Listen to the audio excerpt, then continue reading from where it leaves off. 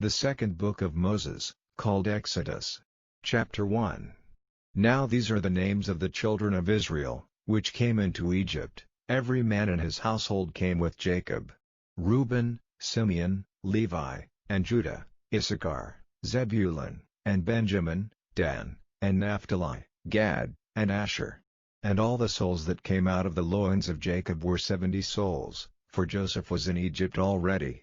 And Joseph died, and all his brethren, and all that generation. And the children of Israel were fruitful, and increased abundantly, and multiplied, and waxed exceeding mighty, and the land was filled with them. Now there arose up a new king over Egypt, which knew not Joseph. And he said unto his people, Behold, the people of the children of Israel are more and mightier than we. Come on, let us deal wisely with them, lest they multiply. And it come to pass, that, when there falleth out any war, they join also unto our enemies, and fight against us, and so get them up out of the land.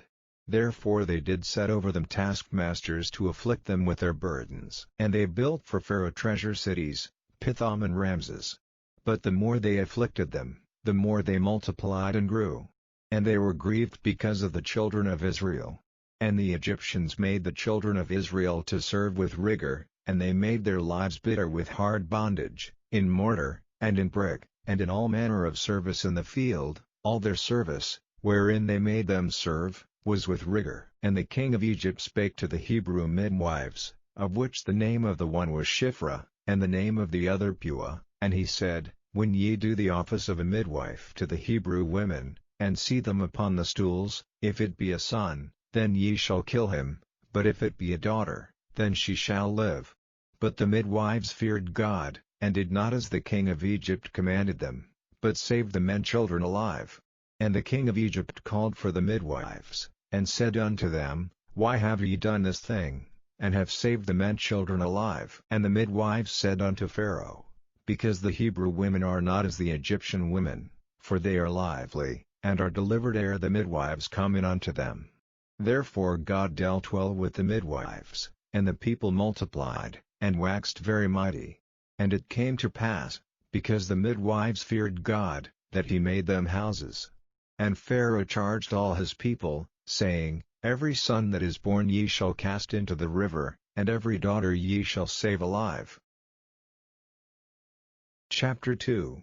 And there went a man of the house of Levi, and took to wife a daughter of Levi.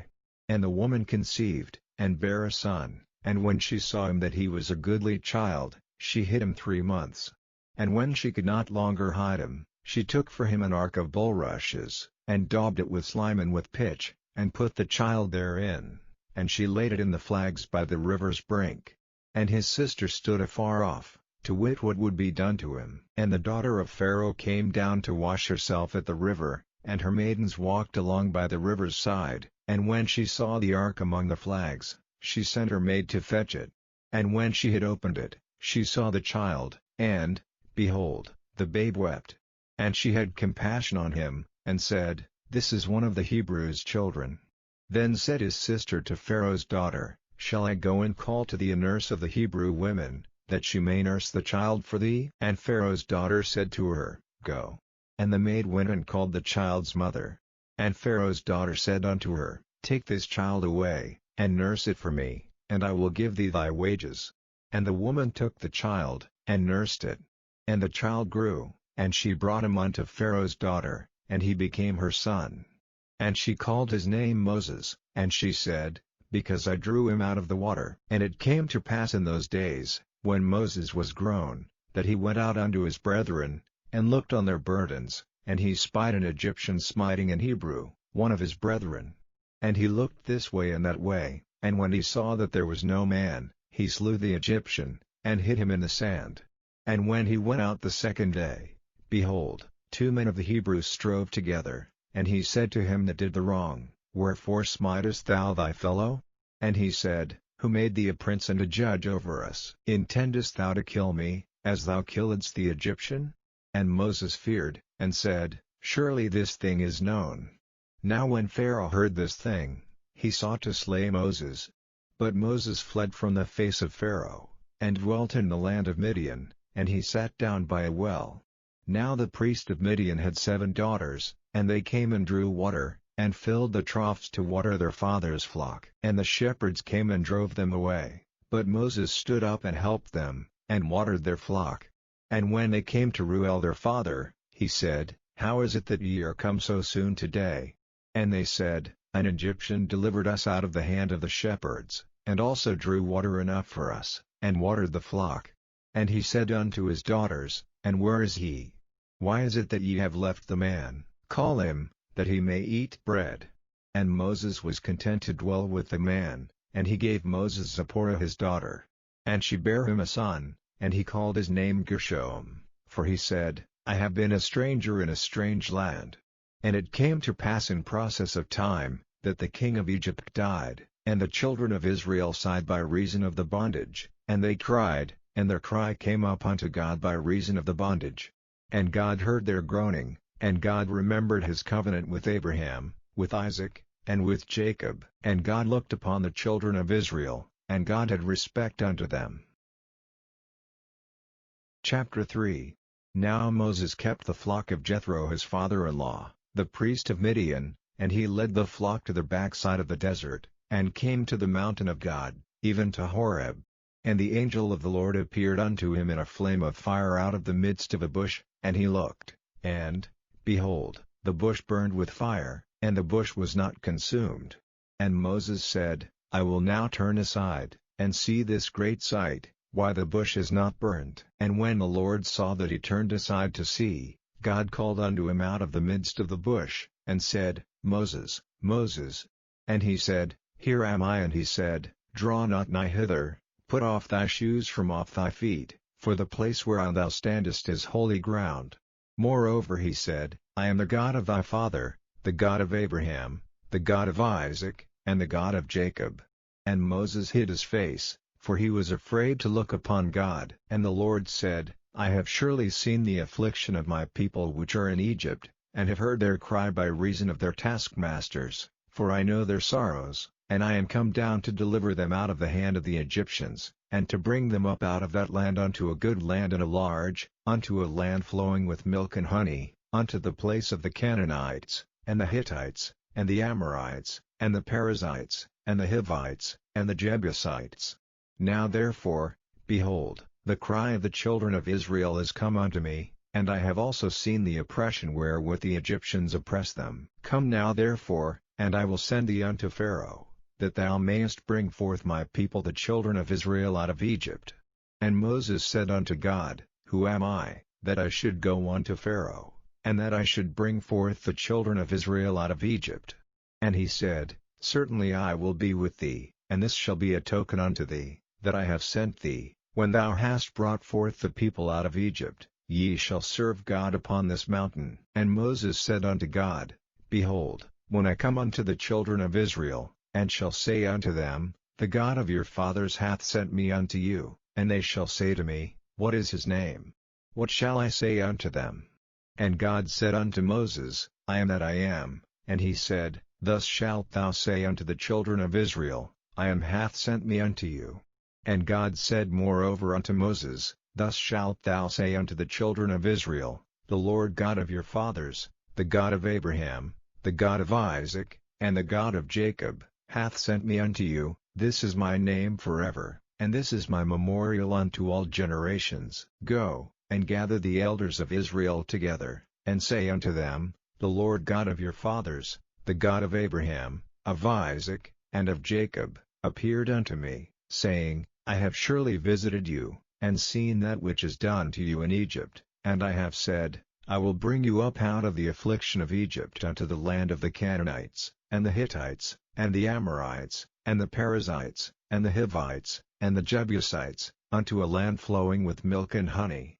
And they shall hearken to thy voice, and thou shalt come, thou and the elders of Israel, unto the king of Egypt, and ye shall say unto him, The Lord God of the Hebrews hath met with us, and now let us go, we beseech thee, 3 days' journey into the wilderness, that we may sacrifice to the Lord our God. And I am sure that the king of Egypt will not let you go, no, not by a mighty hand. And I will stretch out my hand, and smite Egypt with all my wonders which I will do in the midst thereof, and after that he will let you go. And I will give this people favor in the sight of the Egyptians, and it shall come to pass, that, when ye go, ye shall not go empty, but every woman shall borrow of her neighbor, and of her that sojourneth in her house, jewels of silver, and jewels of gold, and raiment, and ye shall put them upon your sons, and upon your daughters, and ye shall spoil the Egyptians. Chapter 4. And Moses answered and said, But, behold, they will not believe me, nor hearken unto my voice, for they will say, The Lord hath not appeared unto thee. And the Lord said unto him, What is that in thine hand? And he said, A rod. And he said, Cast it on the ground. And he cast it on the ground, and it became a serpent, and Moses fled from before it. And the Lord said unto Moses, Put forth thine hand, and take it by the tail. And he put forth his hand, and caught it, and it became a rod in his hand, that they may believe that the Lord God of their fathers, the God of Abraham, the God of Isaac, and the God of Jacob, hath appeared unto thee. And the Lord said furthermore unto him, Put now thine hand into thy bosom. And he put his hand into his bosom, and when he took it out, behold, his hand was leprous as snow. And he said, Put thine hand into thy bosom again. And he put his hand into his bosom again, and plucked it out of his bosom, and, behold, it was turned again as his other flesh. And it shall come to pass, if they will not believe thee, neither hearken to the voice of the first sign, that they will believe the voice of the latter sign. And it shall come to pass, if they will not believe also these two signs, neither hearken unto thy voice, that thou shalt take of the water of the river, and pour it upon the dry land, and the water which thou takest out of the river shall become blood upon the dry land. And Moses said unto the Lord, O my Lord, I am not eloquent, neither heretofore, nor since thou hast spoken unto thy servant, but I am slow of speech, and of a slow tongue. And the Lord said unto him, Who hath made man's mouth? Or who maketh the dumb, or deaf, or the seeing, or the blind? Have not I the Lord? Now therefore go, and I will be with thy mouth, and teach thee what thou shalt say. And he said, O my Lord, send, I pray thee, by the hand of him whom thou wilt send. And the anger of the Lord was kindled against Moses, and he said, Is not Aaron the Levite thy brother? I know that he can speak well. And also, behold, he cometh forth to meet thee, and when he seeth thee, he will be glad in his heart. And thou shalt speak unto him, and put words in his mouth, and I will be with thy mouth, and with his mouth, and will teach you what ye shall do. And he shall be thy spokesman unto the people, and he shall be, even he shall be to thee instead of a mouth, and thou shalt be to him instead of God. And thou shalt take this rod in thine hand, wherewith thou shalt do signs. And Moses went and returned to Jethro his father-in-law, and said unto him, Let me go, I pray thee, and return unto my brethren which are in Egypt, and see whether they be yet alive. And Jethro said to Moses, Go in peace. And the Lord said unto Moses in Midian, Go, return into Egypt, for all the men are dead which sought thy life. And Moses took his wife and his sons, and set them upon an ass, and he returned to the land of Egypt. And Moses took the rod of God in his hand. And the Lord said unto Moses, When thou goest to return into Egypt, see that thou do all those wonders before Pharaoh, which I have put in thine hand, but I will harden his heart, that he shall not let the people go. And thou shalt say unto Pharaoh, Thus saith the Lord, Israel is my son, even my firstborn, and I say unto thee, Let my son go, that he may serve me, and if thou refuse to let him go, behold, I will slay thy son, even thy firstborn. And it came to pass by the way in the inn, that the Lord met him, and sought to kill him. Then Zipporah took a sharp stone, and cut off the foreskin of her son, and cast it at his feet, and said, Surely a bloody husband art thou to me. So he let him go. Then she said, A bloody husband thou art, because of the circumcision. And the Lord said to Aaron, Go into the wilderness to meet Moses. And he went, and met him in the mount of God, and kissed him. And Moses told Aaron all the words of the Lord who had sent him, and all the signs which he had commanded him. And Moses and Aaron went and gathered together all the elders of the children of Israel, And Aaron spake all the words which the Lord had spoken unto Moses, and did the signs in the sight of the people. And the people believed, and when they heard that the Lord had visited the children of Israel, and that he had looked upon their affliction, then they bowed their heads and worshipped. Chapter 5. And afterward Moses and Aaron went in, and told Pharaoh, Thus saith the Lord God of Israel, Let my people go, that they may hold a feast unto me in the wilderness. And Pharaoh said, Who is the Lord, that I should obey his voice to let Israel go? I know not the Lord, neither will I let Israel go. And they said, The God of the Hebrews hath met with us, let us go, we pray thee, 3 days' journey into the desert, and sacrifice unto the Lord our God, lest he fall upon us with pestilence, or with the sword. And the king of Egypt said unto them, Wherefore do ye, Moses and Aaron, let the people from their works? Get you unto your burdens. And Pharaoh said, Behold, the people of the land now are many, and ye make them rest from their burdens. And Pharaoh commanded the same day the taskmasters of the people, and their officers, saying, Ye shall no more give the people straw to make brick, as heretofore, let them go and gather straw for themselves. And the tale of the bricks, which they did make heretofore, ye shall lay upon them, ye shall not diminish aught thereof, for they be idle. Therefore they cry, saying, Let us go and sacrifice to our God. Let there more work be laid upon the men, that they may labor therein, and let them not regard vain words. And the taskmasters of the people went out, and their officers, and they spake to the people, saying, Thus saith Pharaoh, I will not give you straw, go ye, get ye straw where ye can find it, yet not out of your work shall be diminished. So the people were scattered abroad throughout all the land of Egypt to gather stubble instead of straw.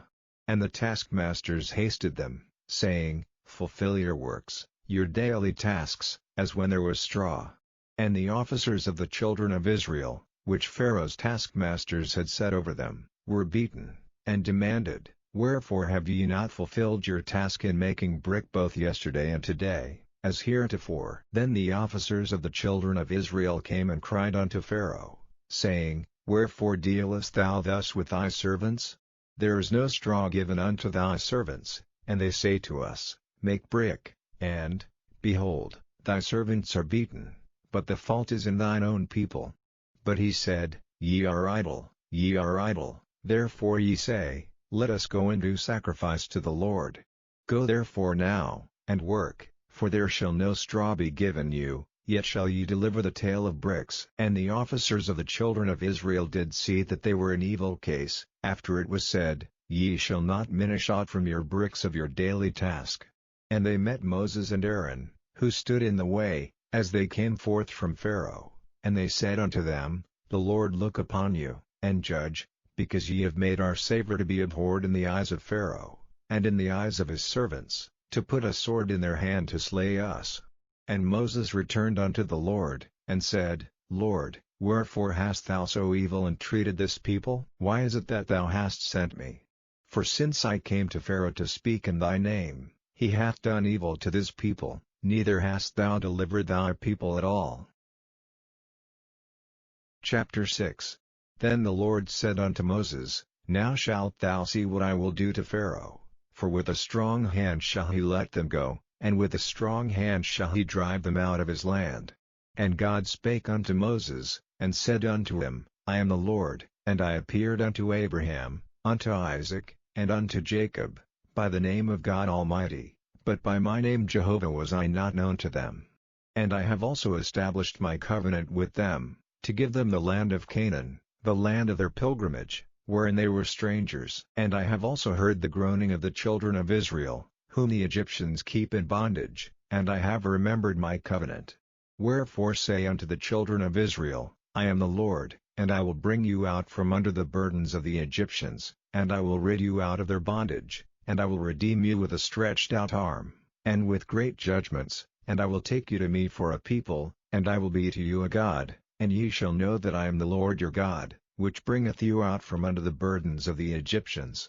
And I will bring you in unto the land, concerning the which I did swear to give it to Abraham, to Isaac, and to Jacob, and I will give it you for an heritage. I am the Lord. And Moses spake so unto the children of Israel, but they hearkened not unto Moses for anguish of spirit, and for cruel bondage.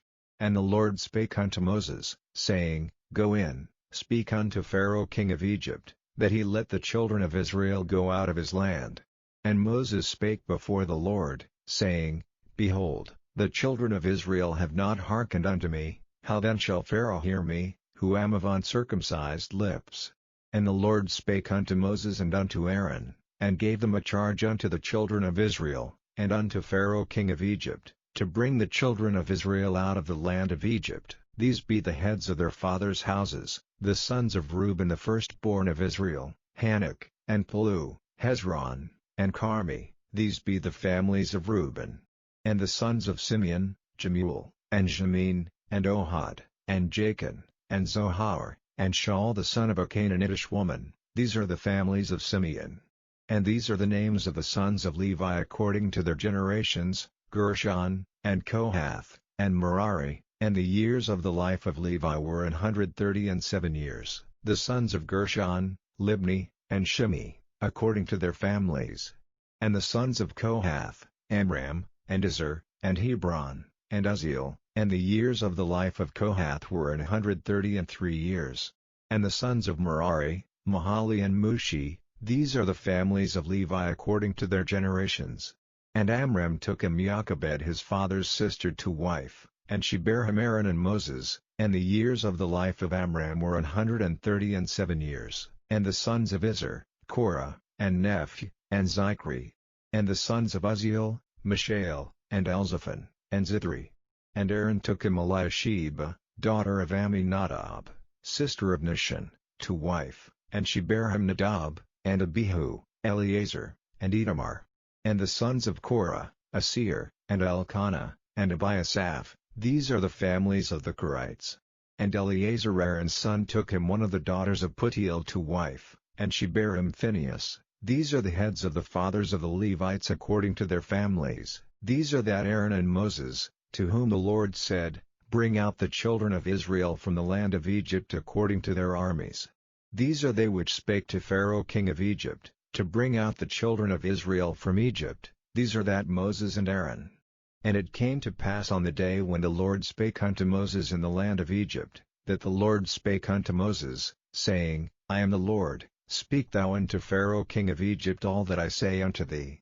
And Moses said before the Lord, Behold, I am of uncircumcised lips, and how shall Pharaoh hearken unto me?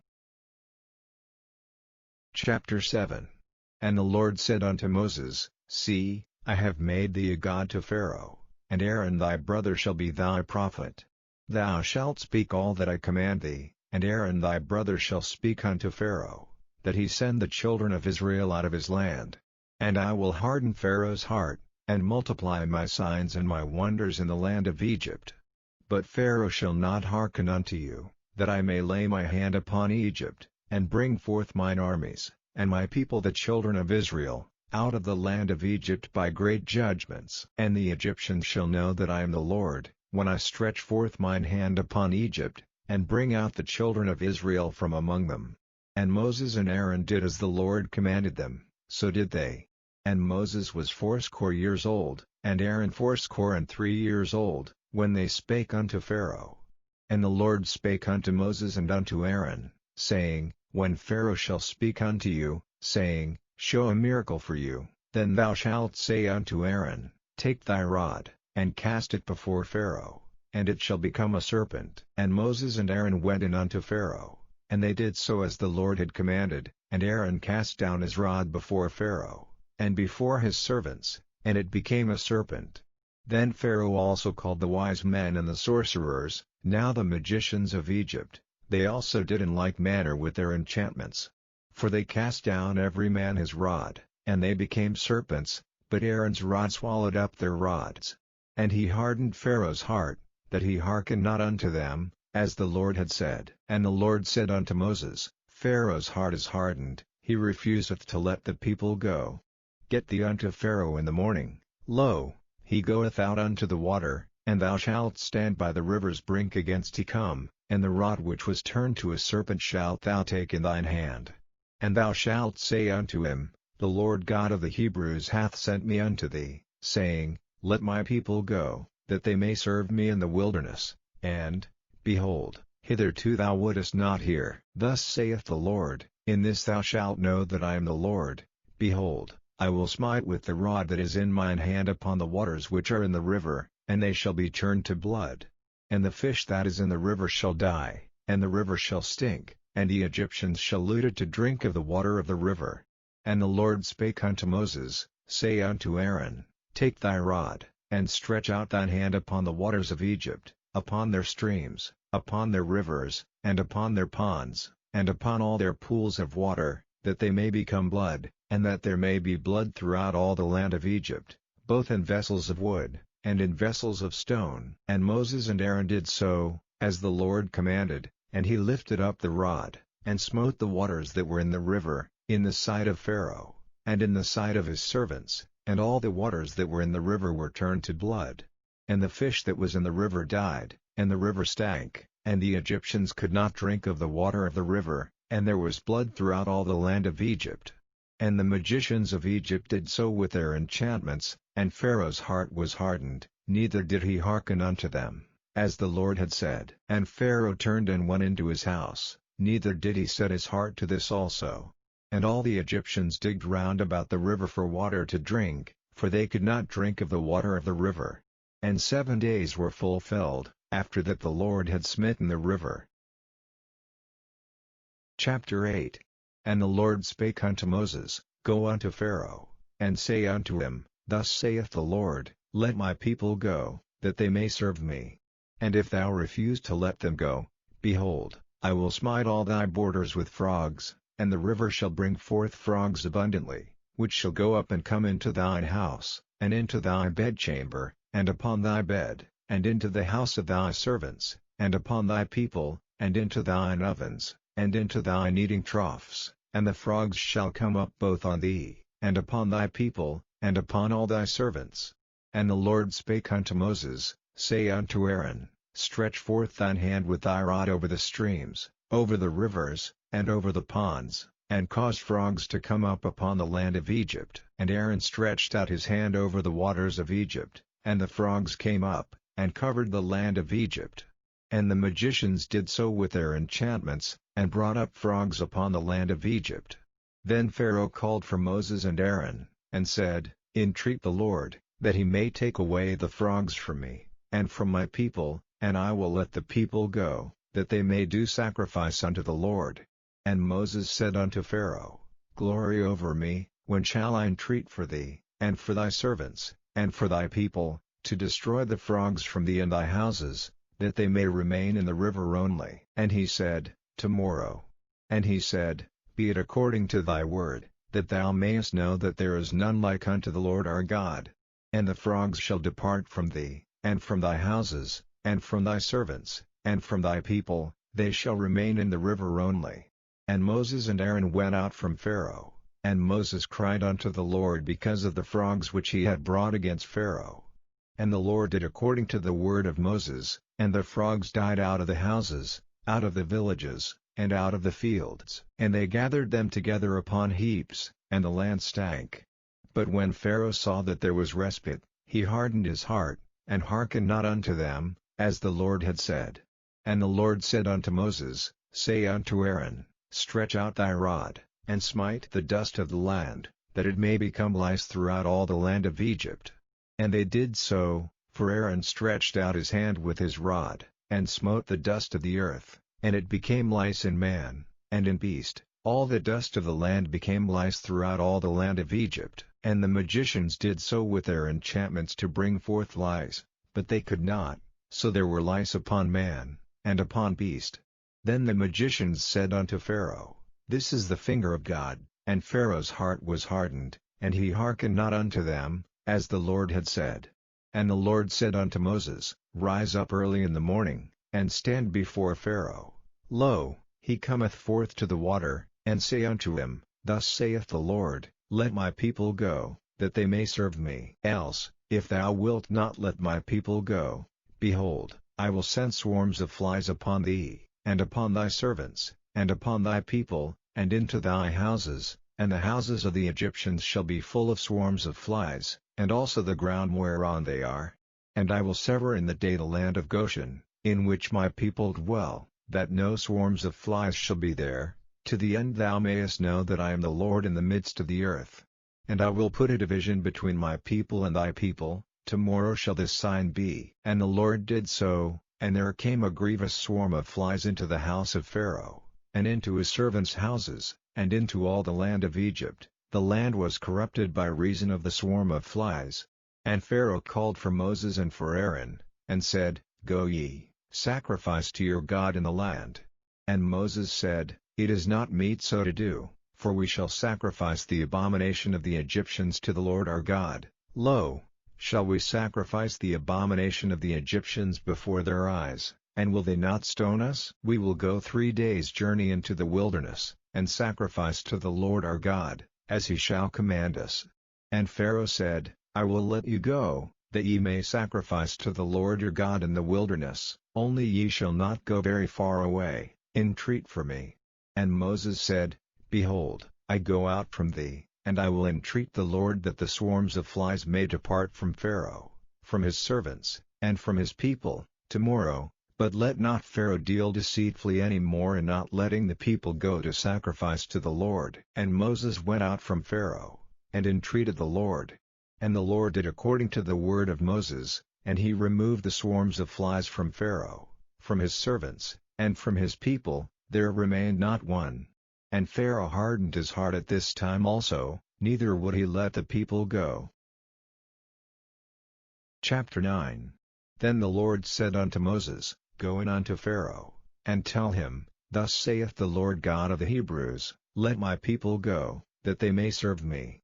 For if thou refuse to let them go, and wilt hold them still, behold, the hand of the Lord is upon thy cattle which is in the field, upon the horses, upon the asses, upon the camels, upon the oxen, and upon the sheep, there shall be a very grievous murrain.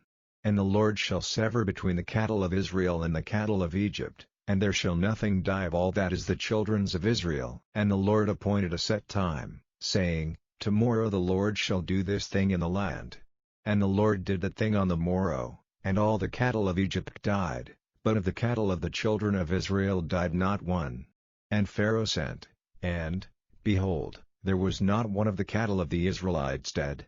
And the heart of Pharaoh was hardened, and he did not let the people go. And the Lord said unto Moses and unto Aaron, Take 2 handfuls of ashes of the furnace, and let Moses sprinkle it toward the heaven in the sight of Pharaoh.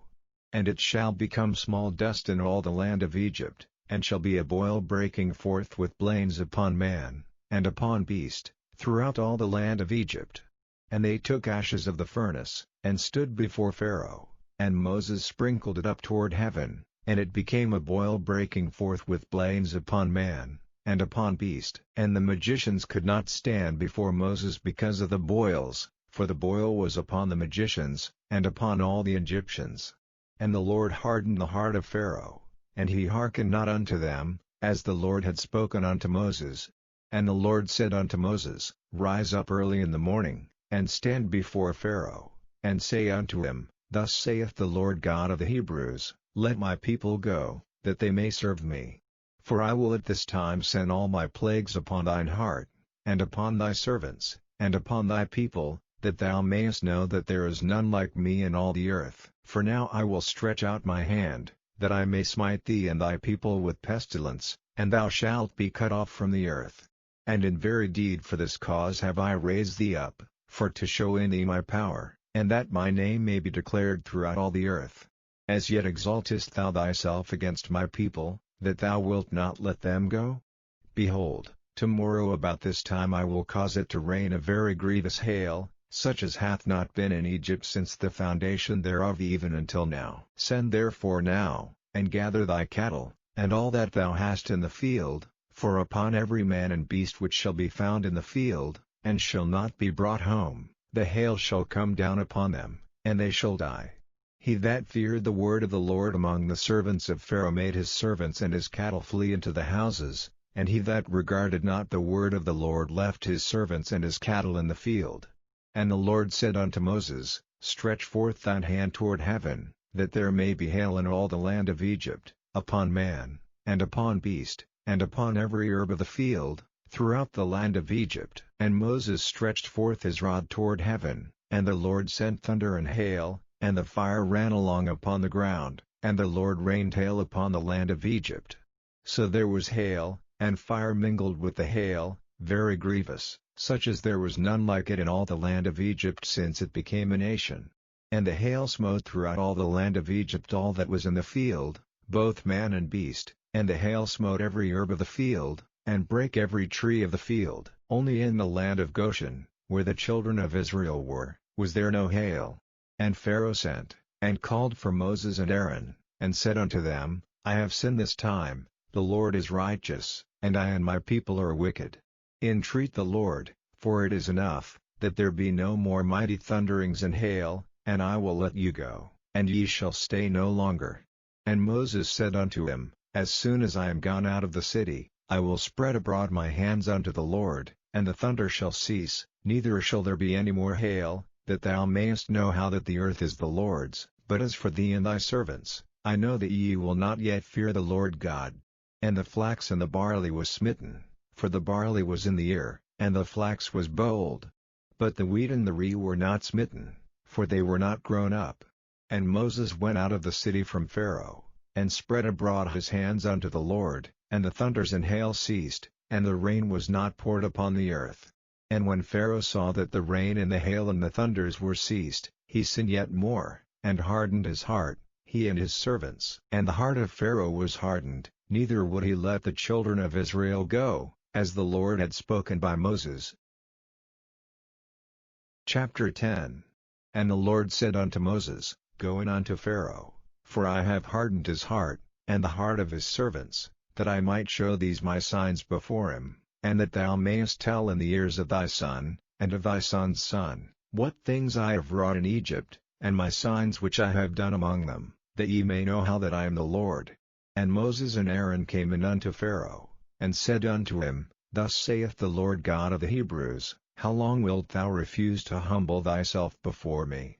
Let my people go, that they may serve me. Else, if thou refuse to let my people go, behold, tomorrow will I bring the locusts into thy coast, and they shall cover the face of the earth, that one cannot be able to see the earth, and they shall eat the residue of that which is escaped, which remaineth unto you from the hail, and shall eat every tree which groweth for you out of the field, and they shall fill thy houses, and the houses of all thy servants, and the houses of all the Egyptians, which neither thy fathers, nor thy fathers' fathers have seen, since the day that they were upon the earth unto this day.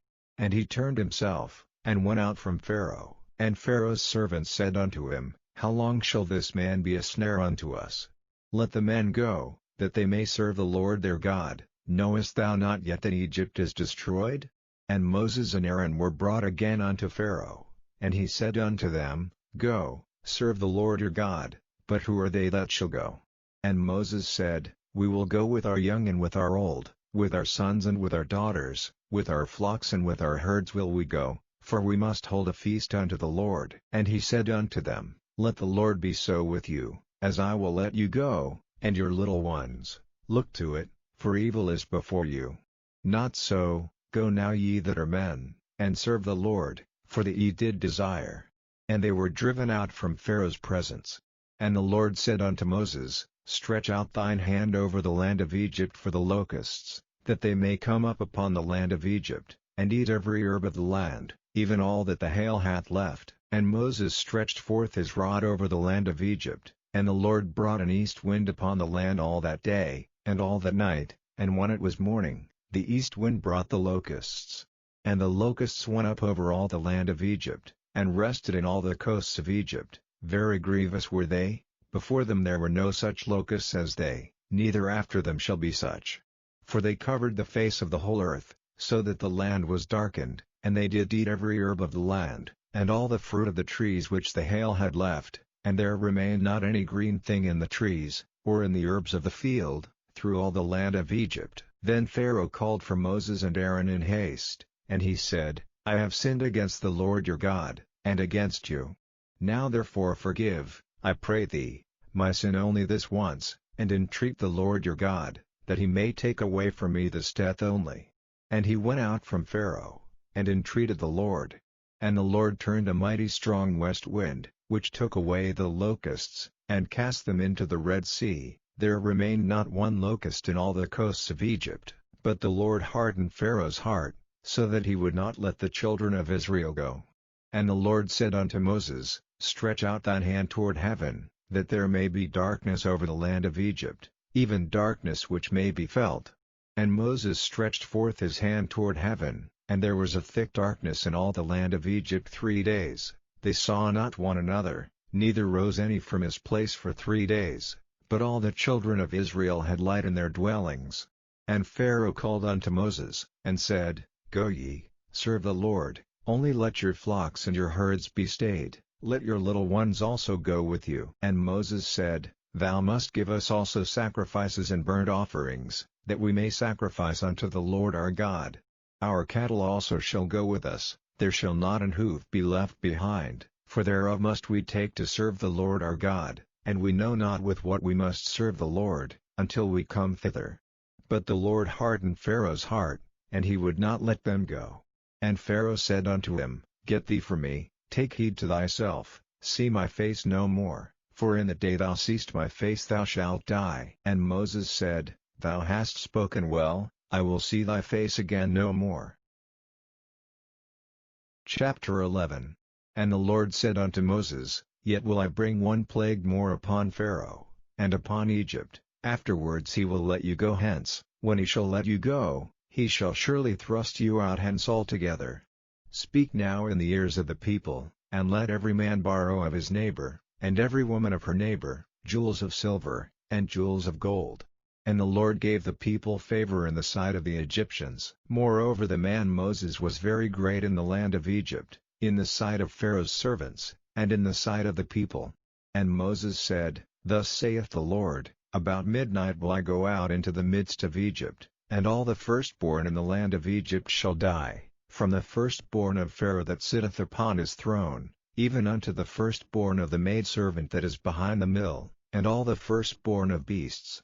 And there shall be a great cry throughout all the land of Egypt, such as there was none like it, nor shall be like it any more. But against any of the children of Israel shall not a dog move his tongue, against man or beast, that ye may know how that the Lord doth put a difference between the Egyptians and Israel.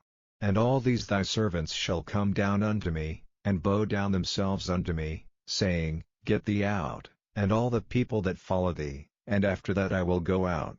And he went out from Pharaoh in a great anger. And the Lord said unto Moses, Pharaoh shall not hearken unto you, that my wonders may be multiplied in the land of Egypt. And Moses and Aaron did all these wonders before Pharaoh, and the Lord hardened Pharaoh's heart, so that he would not let the children of Israel go out of his land. Chapter 12. And the Lord spake unto Moses and Aaron in the land of Egypt, saying, This month shall be unto you the beginning of months, it shall be the first month of the year to you. Speak ye unto all the congregation of Israel, saying, In the 10th day of this month they shall take to them every man a lamb, according to the house of their fathers, a lamb for an house. And if the household be too little for the lamb, let him and his neighbor next unto his house take it according to the number of the souls. Every man according to his eating shall make your account for the lamb. Your lamb shall be without blemish, a male of the first year. Ye shall take it out from the sheep, or from the goats, and ye shall keep it up until the 14th day of the same month, and the whole assembly of the congregation of Israel shall kill it in the evening. And they shall take of the blood, and strike it on the 2 side posts and on the upper door post of the houses, wherein they shall eat it.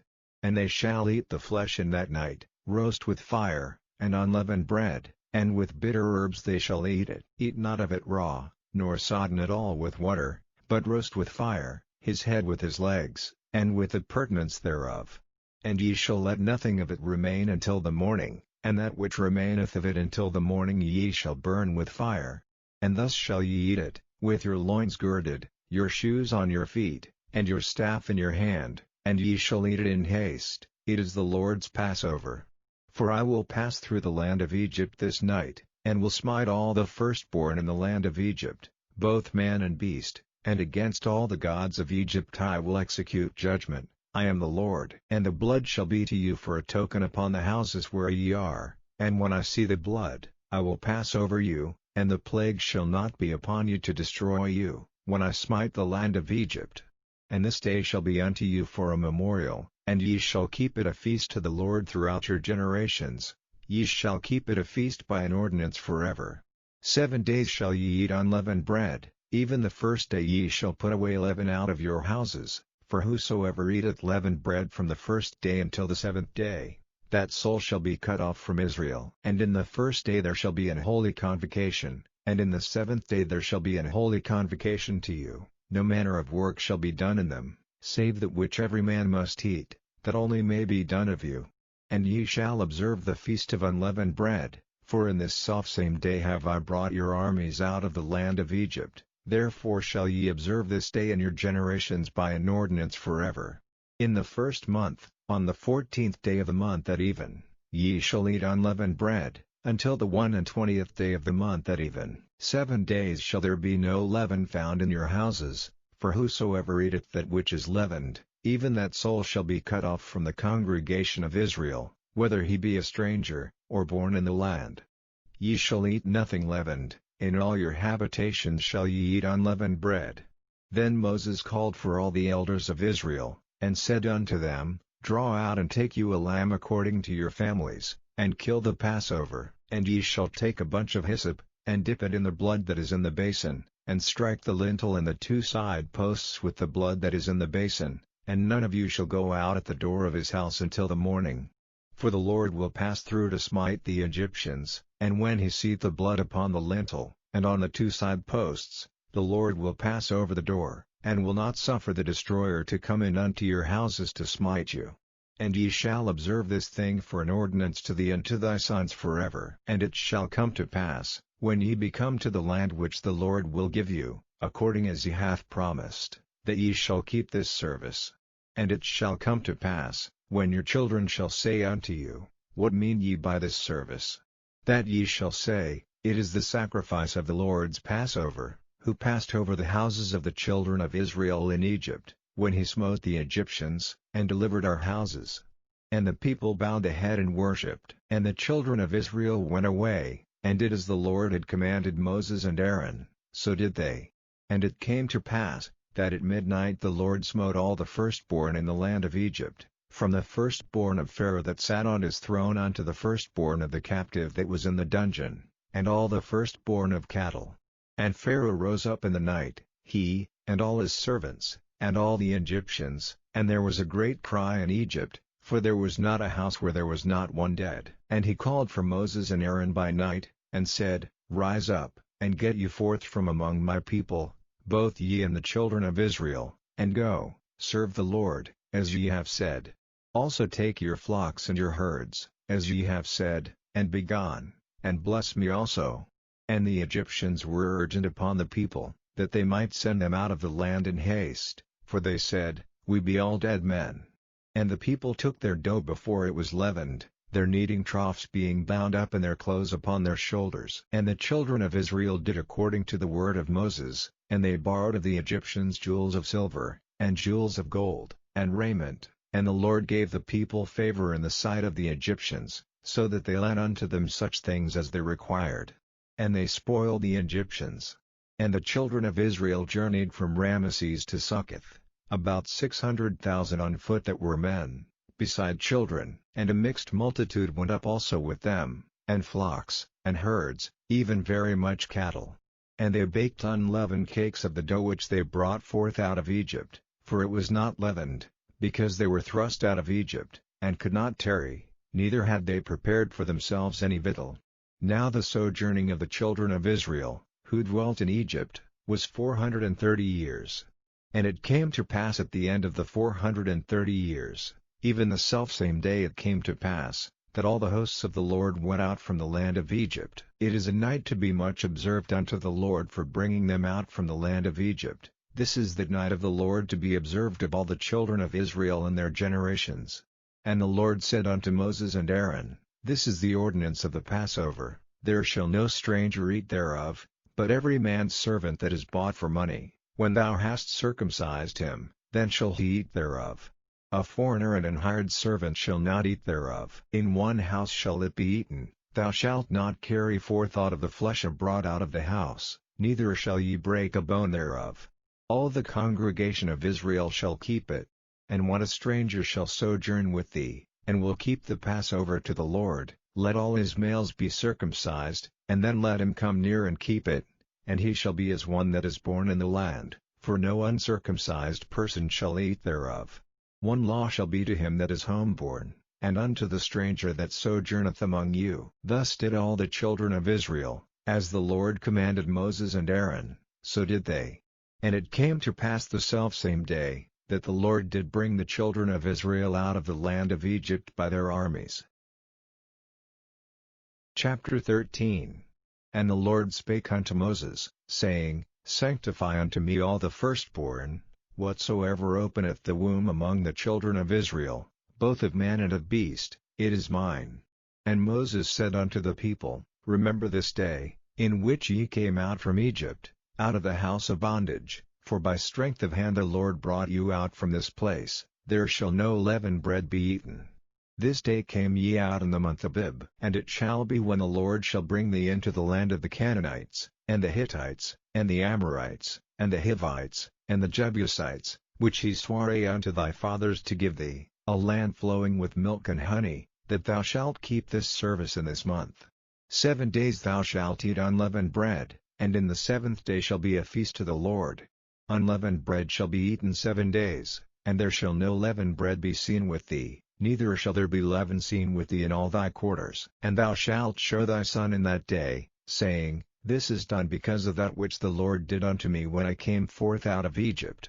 And it shall be for a sign unto thee upon thine hand, and for a memorial between thine eyes, that the Lord's law may be in thy mouth, for with a strong hand hath the Lord brought thee out of Egypt. Thou shalt therefore keep this ordinance in his season from year to year. And it shall be when the Lord shall bring thee into the land of the Canaanites, as he sware unto thee and to thy fathers, and shall give it thee, that thou shalt set apart unto the Lord all that openeth the matrix, and every firstling that cometh of a beast which thou hast, the males shall be the Lord's. And every firstling of an ass thou shalt redeem with a lamb, and if thou wilt not redeem it, then thou shalt break his neck. And all the firstborn of man among thy children shalt thou redeem. And it shall be when thy son asketh thee in time to come, saying, What is this? That thou shalt say unto him, By strength of hand the Lord brought us out from Egypt, from the house of bondage. And it came to pass, when Pharaoh would hardly let us go, that the Lord slew all the firstborn in the land of Egypt, both the firstborn of man, and the firstborn of beast. Therefore I sacrifice to the Lord all that openeth the matrix, being males, but all the firstborn of my children I redeem. And it shall be for a token upon thine hand, and for frontlets between thine eyes, for by strength of hand the Lord brought us forth out of Egypt. And it came to pass, when Pharaoh had let the people go, that God led them not through the way of the land of the Philistines, although that was near, for God said, Lest peradventure the people repent when they see war, and they return to Egypt. But God led the people about, through the way of the wilderness of the Red Sea, and the children of Israel went up harnessed out of the land of Egypt. And Moses took the bones of Joseph with him, for he had straitly sworn the children of Israel, saying, God will surely visit you, and ye shall carry up my bones away hence with you. And they took their journey from Succoth, and encamped in Etham, in the edge of the wilderness. And the Lord went before them by day in a pillar of a cloud, to lead them the way, and by night in a pillar of fire, to give them light, to go by day and night. He took not away the pillar of the cloud by day, nor the pillar of fire by night, from before the people. Chapter 14. And the Lord spake unto Moses, saying, Speak unto the children of Israel, that they turn and encamp before Pi-hahiroth, between Migdol and the sea, over against Baal-zephon, before it shall ye encamp by the sea. For Pharaoh will say of the children of Israel, They are entangled in the land, the wilderness hath shut them in. And I will harden Pharaoh's heart, that he shall follow after them, and I will be honored upon Pharaoh, and upon all his host, that the Egyptians may know that I am the Lord. And they did so. And it was told the king of Egypt that the people fled, and the heart of Pharaoh and of his servants was turned against the people, and they said, Why have we done this, that we have let Israel go from serving us? And he made ready his chariot, and took his people with him, and he took 600 chosen chariots, and all the chariots of Egypt, and captains over every one of them.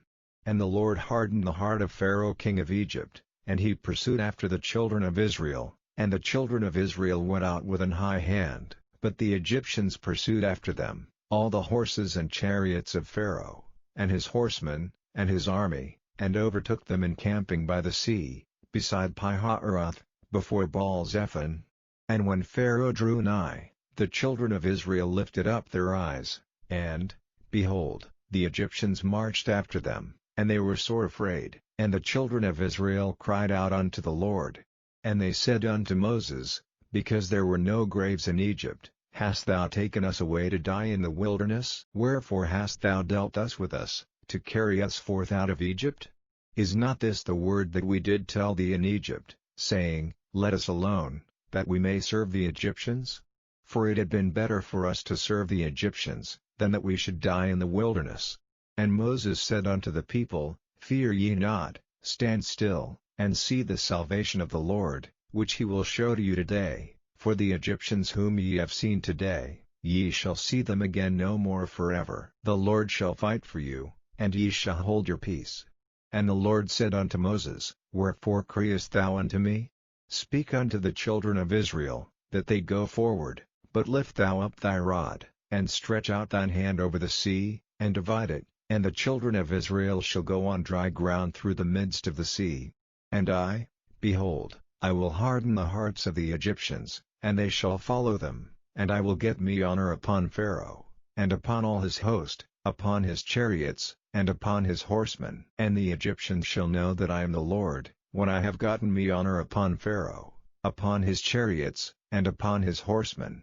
And the angel of God, which went before the camp of Israel, removed and went behind them, and the pillar of the cloud went from before their face, and stood behind them, and it came between the camp of the Egyptians and the camp of Israel, and it was a cloud and darkness to them, but it gave light by night to these, so that the one came not near the other all the night. And Moses stretched out his hand over the sea, and the Lord caused the sea to go back by a strong east wind all that night, and made the sea dry land, and the waters were divided. And the children of Israel went into the midst of the sea upon the dry ground, and the waters were a wall unto them on their right hand, and on their left. And the Egyptians pursued, and went in after them to the midst of the sea, even all Pharaoh's horses, his chariots, and his horsemen. And it came to pass, that in the morning watch the Lord looked unto the host of the Egyptians through the pillar of fire and of the cloud, and troubled the host of the Egyptians, and took off their chariot wheels, that they drave them heavily, so that the Egyptians said, Let us flee from the face of Israel, for the Lord fighteth for them against the Egyptians. And the Lord said unto Moses, Stretch out thine hand over the sea, that the waters may come again upon the Egyptians, upon their chariots, and upon their horsemen. And Moses stretched forth his hand over the sea, and the sea returned to his strength when the morning appeared, and the Egyptians fled against it, and the Lord overthrew the Egyptians in the midst of the sea. And the waters returned, and covered the chariots, and the horsemen, and all the host of Pharaoh that came into the sea after them. There remained not so much as one of them, but the children of Israel walked upon dry land in the midst of the sea, and the waters were a wall unto them on their right hand, and on their left. Thus the Lord saved Israel that day out of the hand of the Egyptians, and Israel saw the Egyptians dead upon the seashore. And Israel saw that great work which the Lord did upon the Egyptians, and the people feared the Lord, and believed the Lord, and his servant Moses. Chapter 15. Then sang Moses and the children of Israel this song unto the Lord, and spake, saying, I will sing unto the Lord, for he hath triumphed gloriously, the horse and his rider hath he thrown into the sea. The Lord is my strength and song, and he is become my salvation. He is my God, and I will prepare him an habitation, my father's God, and I will exalt him. The Lord is a man of war, the Lord is his name. Pharaoh's chariots and his host hath he cast into the sea, his chosen captains also are drowned in the Red Sea. The depths have covered them, they sank into the bottom as a stone. Thy right hand, O Lord, is become glorious in power, thy right hand, O Lord, hath dashed in pieces the enemy. and in the greatness of thine excellency thou hast overthrown them that rose up against thee, thou sentest forth thy wrath, which consumed them as stubble. And with the blast of thy nostrils the waters were gathered together, the floods stood upright as an heap, and the depths were congealed in the heart of the sea. The enemy said, I will pursue, I will overtake, I will divide the spoil, my lust shall be satisfied upon them, I will draw my sword, my hand shall destroy them. Thou didst blow with thy wind, the sea covered them, they sank as lead in the mighty waters. Who is like unto thee, O Lord, among the gods? Who is like thee, glorious in holiness, fearful in praises, doing wonders? Thou stretchedst out thy right hand, the earth swallowed them. Thou in thy mercy hast led forth the people which thou hast redeemed, thou hast guided them in thy strength unto thy holy habitation. The people shall hear, and be afraid, sorrow shall take hold on the inhabitants of Palestina. Then the dukes of Edom shall be amazed, the mighty men of Moab, trembling shall take hold upon them, all the inhabitants of Canaan shall melt away, fear and dread shall fall upon them. By the greatness of thine arm they shall be as still as a stone, till thy people pass over, O Lord, till the people pass over, which thou hast purchased. Thou shalt bring them in, and plant them in the mountain of thine inheritance, in the place, O Lord, which thou hast made for thee to dwell in the sanctuary, O Lord, which thy hands have established. The Lord shall reign forever and ever. For the horse of Pharaoh went in with his chariots and with his horsemen into the sea, and the Lord brought again the waters of the sea upon them, but the children of Israel went on dry land in the midst of the sea. And Miriam the prophetess, the sister of Aaron, took a timbrel in her hand, and all the women went out after her with timbrels and with dances. And Miriam answered them, Sing ye to the Lord, for he hath triumphed gloriously, the horse and his rider hath he thrown into the sea. So Moses brought Israel from the Red Sea, and they went out into the wilderness of Shur, and they went 3 days in the wilderness, and found no water. And when they came to Marah, they could not drink of the waters of Marah, for they were bitter, therefore the name of it was called Marah. And the people murmured against Moses, saying, What shall we drink? And he cried unto the Lord, and the Lord showed him a tree, which when he had cast into the waters were made sweet. There he made for them a statute and an ordinance, and there he proved them, and said, If thou wilt diligently hearken to the voice of the Lord thy God, and wilt do that which is right in his sight, and wilt give ear to his commandments, and keep all his statutes, I will put none of these diseases upon thee, which I have brought upon the Egyptians, for I am the Lord that healeth thee. And they came to Elim, where were 12 wells of water, and 70 palm trees, and they encamped there by the waters. Chapter 16. And they took their journey from Elim, and all the congregation of the children of Israel came unto the wilderness of Sin, which is between Elim and Sinai, on the 15th day of the 2nd month after their departing out of the land of Egypt. And the whole congregation of the children of Israel murmured against Moses and Aaron in the wilderness, and the children of Israel said unto them, Would to God we had died by the hand of the Lord in the land of Egypt, when we sat by the flesh pots, and when we did eat bread to the full, for ye have brought us forth into this wilderness, to kill this whole assembly with hunger. Then said the Lord unto Moses, Behold, I will rain bread from heaven for you, and the people shall go out and gather a certain rate every day, that I may prove them, whether they will walk in my law, or no. And it shall come to pass, that on the 6th day they shall prepare that which they bring in, and it shall be twice as much as they gather daily. And Moses and Aaron said unto all the children of Israel, At even, then ye shall know that the Lord hath brought you out from the land of Egypt, and in the morning, then ye shall see the glory of the Lord, for that he heareth your murmurings against the Lord. And what are we, that ye murmur against us? And Moses said, This shall be, when the Lord shall give you in the evening flesh to eat, and in the morning bread to the full, for that the Lord heareth your murmurings which ye murmur against him. And what are we? Your murmurings are not against us, but against the Lord. And Moses spake unto Aaron, Say unto all the congregation of the children of Israel, Come near before the Lord, for he hath heard your murmurings. And it came to pass, as Aaron spake unto the whole congregation of the children of Israel, that they looked toward the wilderness, and, behold, the glory of the Lord appeared in the cloud.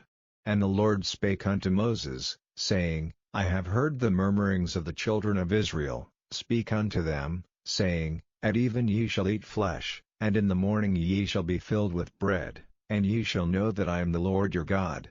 And it came to pass, that at even the quails came up, and covered the camp, and in the morning the dew lay round about the host. And when the dew that lay was gone up, behold, upon the face of the wilderness there lay a small round thing, as small as the hoarfrost on the ground. And when the children of Israel saw it, they said one to another, It is manna, for they wist not what it was. And Moses said unto them, This is the bread which the Lord hath given you to eat. This is the thing which the Lord hath commanded, gather of it every man according to his eating, an omer for every man, according to the number of your persons, take ye every man for them which are in his tents. And the children of Israel did so, and gathered, some more, some less. And when they did meet it with an omer, he that gathered much had nothing over, and he that gathered little had no lack, they gathered every man according to his eating. And Moses said, Let no man leave of it till the morning.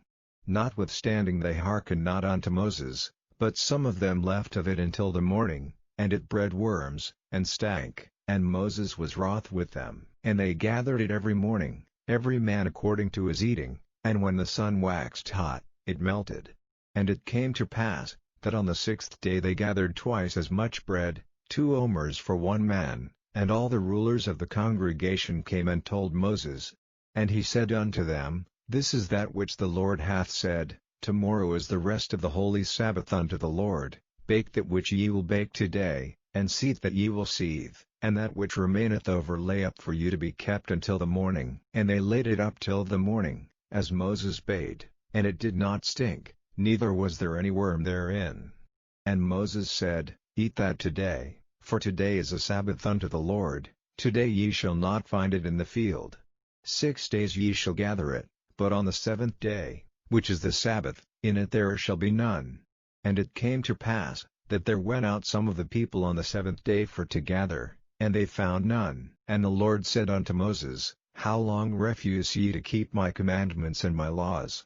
See, for that the Lord hath given you the Sabbath, therefore he giveth you on the 6th day the bread of 2 days, abide ye every man in his place, let no man go out of his place on the 7th day. So the people rested on the 7th day.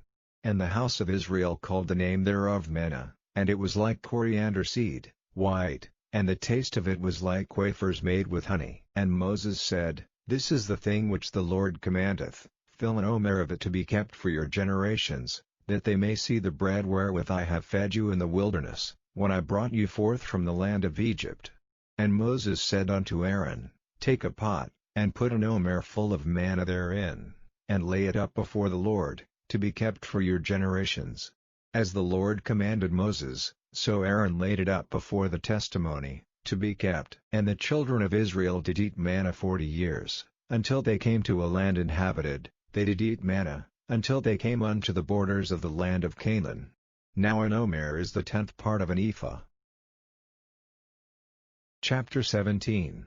And all the congregation of the children of Israel journeyed from the wilderness of Sin, after their journeys, according to the commandment of the Lord, and pitched in Rephidim, and there was no water for the people to drink. Wherefore the people did chide with Moses, and said, Give us water that we may drink. And Moses said unto them, Why chide ye with me? Wherefore do ye tempt the Lord? And the people thirsted there for water, and the people murmured against Moses, and said, Wherefore is this that thou hast brought us up out of Egypt, to kill us and our children and our cattle with thirst? And Moses cried unto the Lord, saying, What shall I do unto this people? They be almost ready to stone me. And the Lord said unto Moses, Go on before the people, and take with thee of the elders of Israel, and thy rod, wherewith thou smotest the river, take in thine hand, and go. Behold, I will stand before thee there upon the rock in Horeb, and thou shalt smite the rock, and there shall come water out of it, that the people may drink. And Moses did so in the sight of the elders of Israel. And he called the name of the place Massah, and Meribah, because of the chiding of the children of Israel, and because they tempted the Lord, saying, Is the Lord among us, or not? Then came Amalek, and fought with Israel and Rephidim. And Moses said unto Joshua, Choose us out men, and go out, fight with Amalek. Tomorrow I will stand on the top of the hill with the rod of God in mine hand. So Joshua did as Moses had said to him, and fought with Amalek, and Moses, Aaron, and Hur went up to the top of the hill. And it came to pass, when Moses held up his hand, that Israel prevailed, and when he let down his hand, Amalek prevailed. But Moses' hands were heavy, and they took a stone, and put it under him, and he sat thereon. And Aaron and Hur stayed up his hands, the one on the one side, and the other on the other side, and his hands were steady until the going down of the sun. And Joshua discomfited Amalek and his people with the edge of the sword. And the Lord said unto Moses, Write this for a memorial in a book, and rehearse it in the ears of Joshua, for I will utterly put out the remembrance of Amalek from under heaven. And Moses built an altar, and called the name of it Jehovah Nissi, for he said, Because the Lord hath sworn that the Lord will have war with Amalek from generation to generation. Chapter 18. When Jethro, the priest of Midian, Moses' father-in-law, heard of all that God had done for Moses, and for Israel his people, and that the Lord had brought Israel out of Egypt, then Jethro, Moses' father-in-law, took Zipporah, Moses' wife, after he had sent her back, and her 2 sons, of which the name of the one was Gershom, for he said, I have been an alien in a strange land, and the name of the other was Eliezer, for the God of my father, said he, was mine help, and delivered me from the sword of Pharaoh. And Jethro, Moses' father-in-law, came with his sons and his wife unto Moses into the wilderness, where he encamped at the mount of God, and he said unto Moses, I thy father-in-law Jethro am come unto thee, and thy wife, and her 2 sons with her. And Moses went out to meet his father-in-law, and did obeisance, and kissed him, and they asked each other of their welfare, and they came into the tent. And Moses told his father-in-law all that the Lord had done unto Pharaoh and to the Egyptians for Israel's sake, and all the travail that had come upon them by the way, and how the Lord delivered them.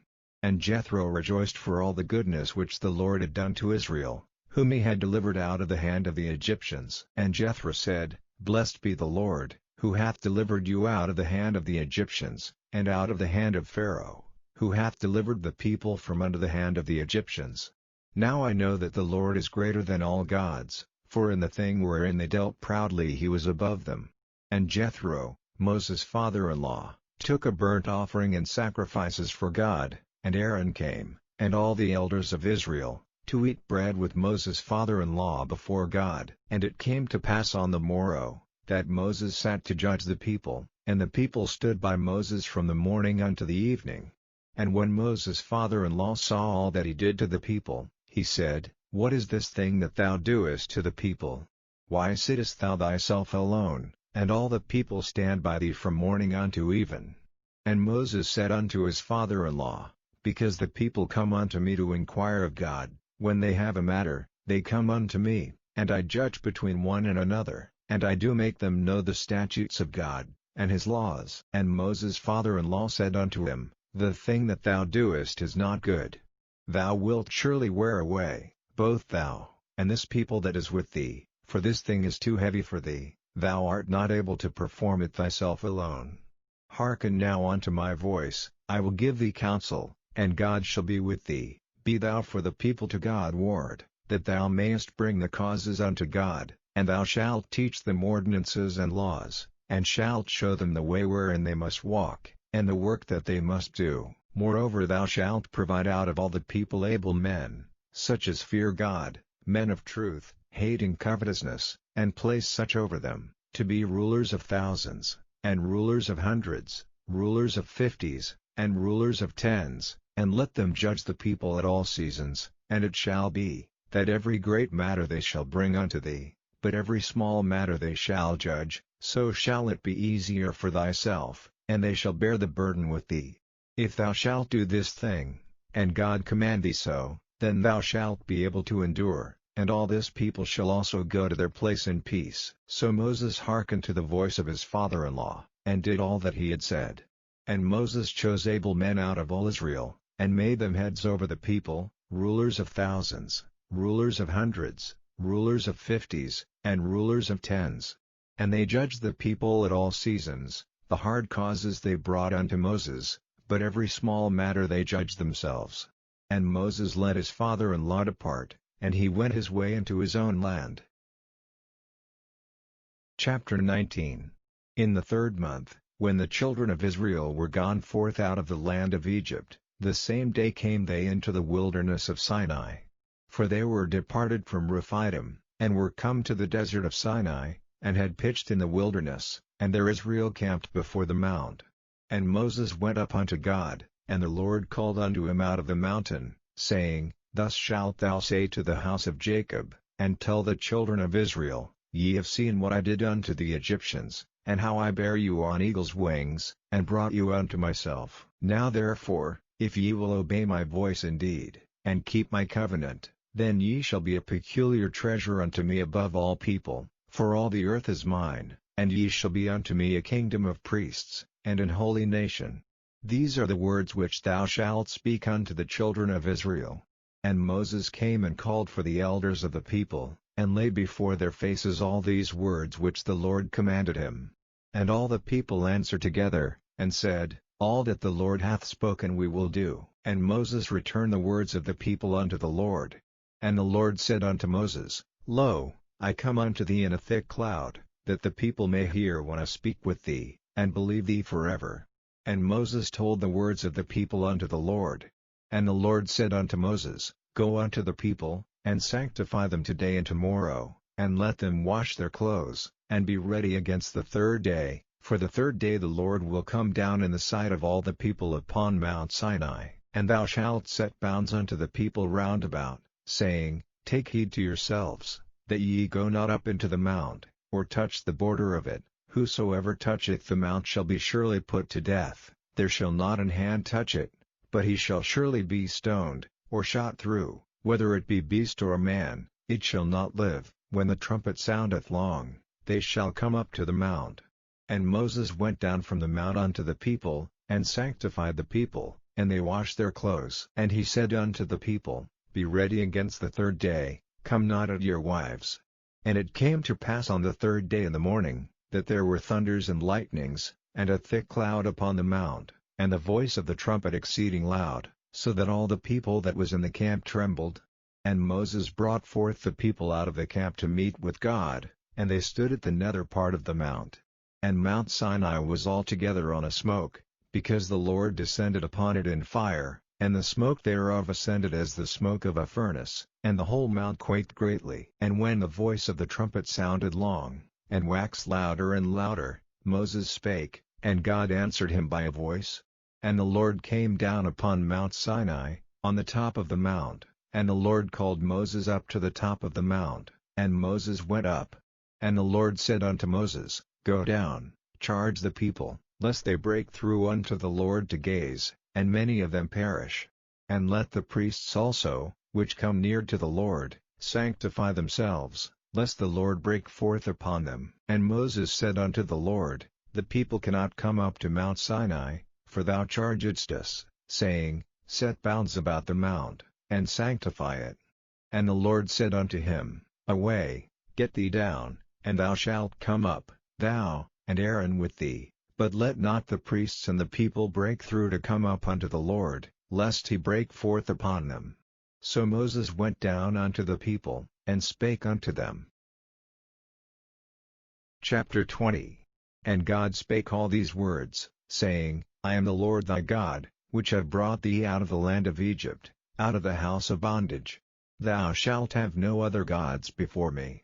Thou shalt not make unto thee any graven image, or any likeness of anything that is in heaven above, or that is in the earth beneath, or that is in the water under the earth. Thou shalt not bow down thyself to them, nor serve them, for I the Lord thy God am a jealous God, visiting the iniquity of the fathers upon the children unto the 3rd and 4th generation of them that hate me, and showing mercy unto thousands of them that love me, and keep my commandments. Thou shalt not take the name of the Lord thy God in vain, for the Lord will not hold him guiltless that taketh his name in vain. Remember the Sabbath day, to keep it holy.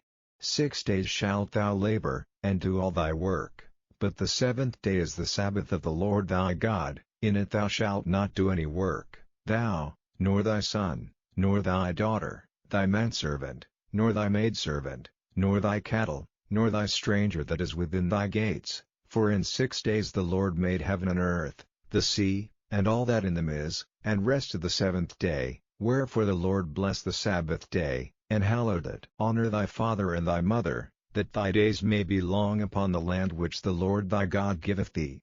Thou shalt not kill. Thou shalt not commit adultery. Thou shalt not steal. Thou shalt not bear false witness against thy neighbor.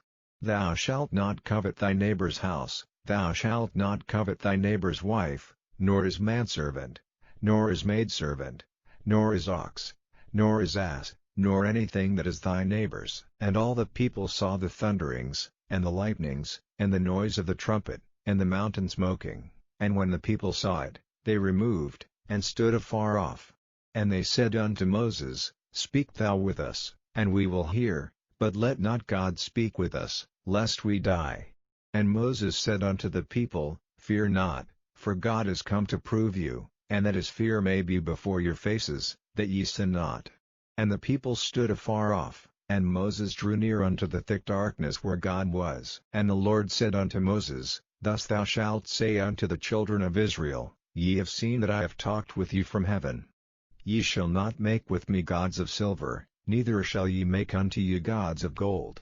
An altar of earth thou shalt make unto me, and shalt sacrifice thereon thy burnt offerings, and thy peace offerings, thy sheep, and thine oxen. In all places where I record my name I will come unto thee, and I will bless thee.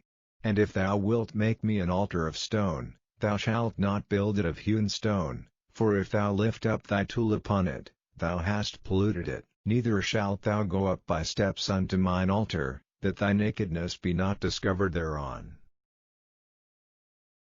Chapter 21.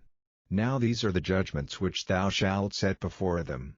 If thou buy an Hebrew servant, 6 years he shall serve, and in the 7th he shall go out free for nothing. If he came in by himself, he shall go out by himself. If he were married, then his wife shall go out with him. If his master have given him a wife, and she have borne him sons or daughters, the wife and her children shall be her master's, and he shall go out by himself. And if the servant shall plainly say, I love my master, my wife, and my children, I will not go out free, then his master shall bring him unto the judges. He shall also bring him to the door, or unto the doorpost, and his master shall bore his ear through with an awl, and he shall serve him forever. And if a man sell his daughter to be a maidservant, she shall not go out as the menservants do. If she please not her master, who hath betrothed her to himself, then shall he let her be redeemed. To sell her unto a strange nation he shall have no power, seeing he hath dealt deceitfully with her. And if he have betrothed her unto a son, he shall deal with her after the manner of daughters. If he take him another wife, her food, her raiment, and her duty of marriage, shall he not diminish? And if he do not these 3 unto her, then shall she go out free without money. He that smiteth a man, so that he die, shall be surely put to death. And if a man lie not in wait, but God deliver him into his hand, then I will appoint thee a place whither he shall flee. But if a man come presumptuously upon his neighbor, to slay him with guile, thou shalt take him from mine altar, that he may die.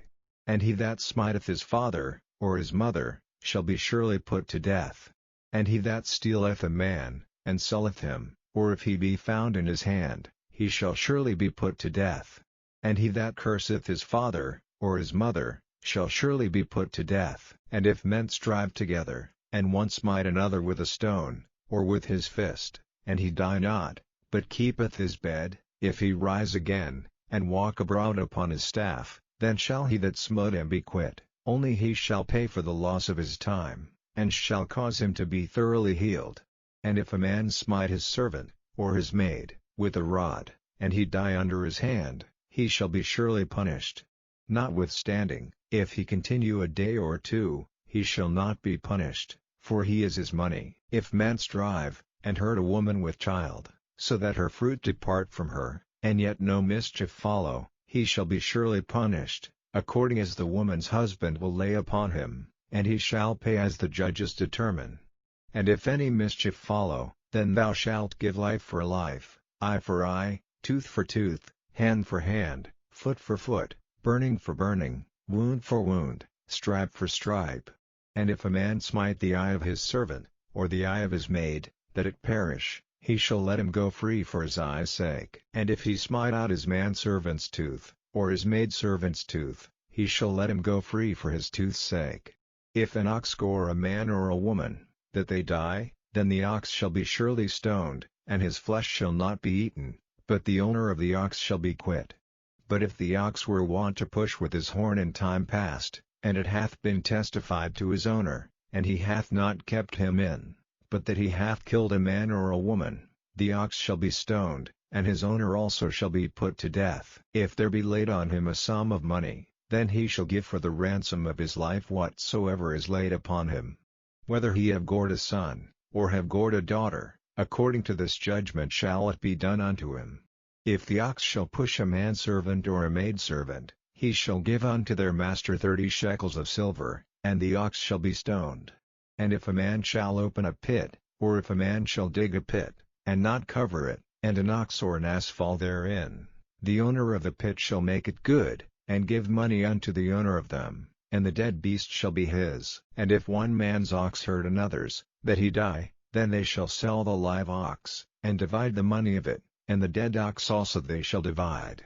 Or if it be known that the ox hath used to push in time past, and his owner hath not kept him in, he shall surely pay ox for ox, and the dead shall be his own. Chapter 22. If a man shall steal an ox, or a sheep, and kill it, or sell it, he shall restore 5 oxen for an ox, and 4 sheep for a sheep. If a thief be found breaking up, and be smitten that he die, there shall no blood be shed for him. If the sun be risen upon him, there shall be blood shed for him, for he should make full restitution. If he have nothing, then he shall be sold for his theft.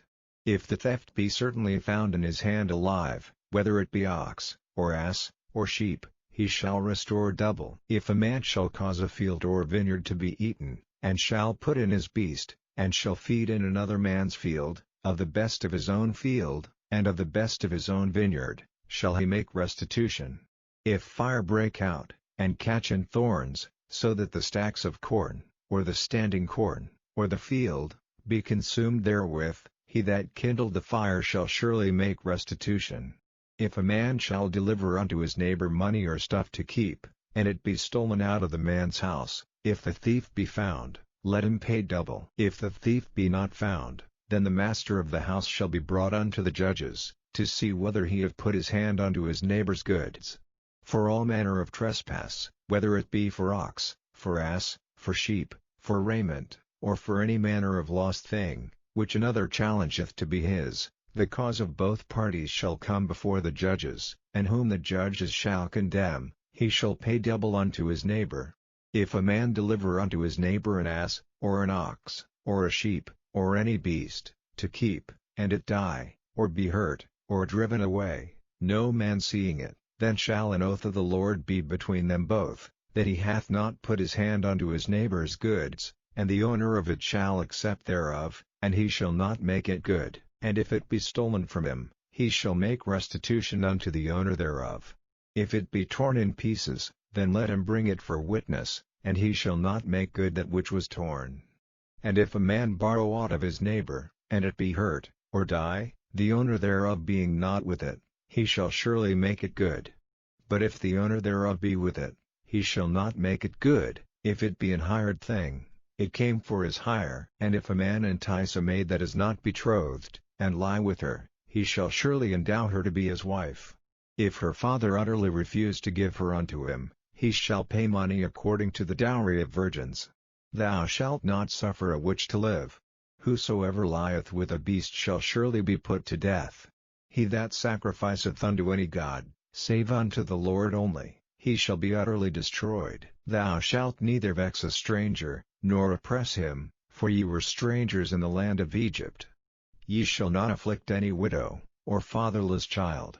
If thou afflict them in any wise, and they cry at all unto me, I will surely hear their cry, and my wrath shall wax hot, and I will kill you with the sword, and your wives shall be widows, and your children fatherless. If thou lend money to any of my people that is poor by thee, thou shalt not be to him as an usurer, neither shalt thou lay upon him usury. If thou at all take thy neighbor's raiment to pledge, thou shalt deliver it unto him by that the sun goeth down, for that is his covering only, it is his raiment for his skin, wherein shall he sleep. And it shall come to pass, when he crieth unto me, that I will hear, for I am gracious. Thou shalt not revile the gods, nor curse the ruler of thy people. Thou shalt not delay to offer the first of thy ripe fruits, and of thy liquors, the firstborn of thy sons shalt thou give unto me. Likewise shalt thou do with thine oxen, and with thy sheep, 7 days it shall be with his dam, on the 8th day thou shalt give it me. And ye shall be holy men unto me, neither shall ye eat any flesh that is torn of beasts in the field, ye shall cast it to the dogs. Chapter 23. Thou shalt not raise a false report, put not thine hand with the wicked to be an unrighteous witness. Thou shalt not follow a multitude to do evil, neither shalt thou speak in a cause to decline after many to wrest judgment, neither shalt thou countenance a poor man in his cause.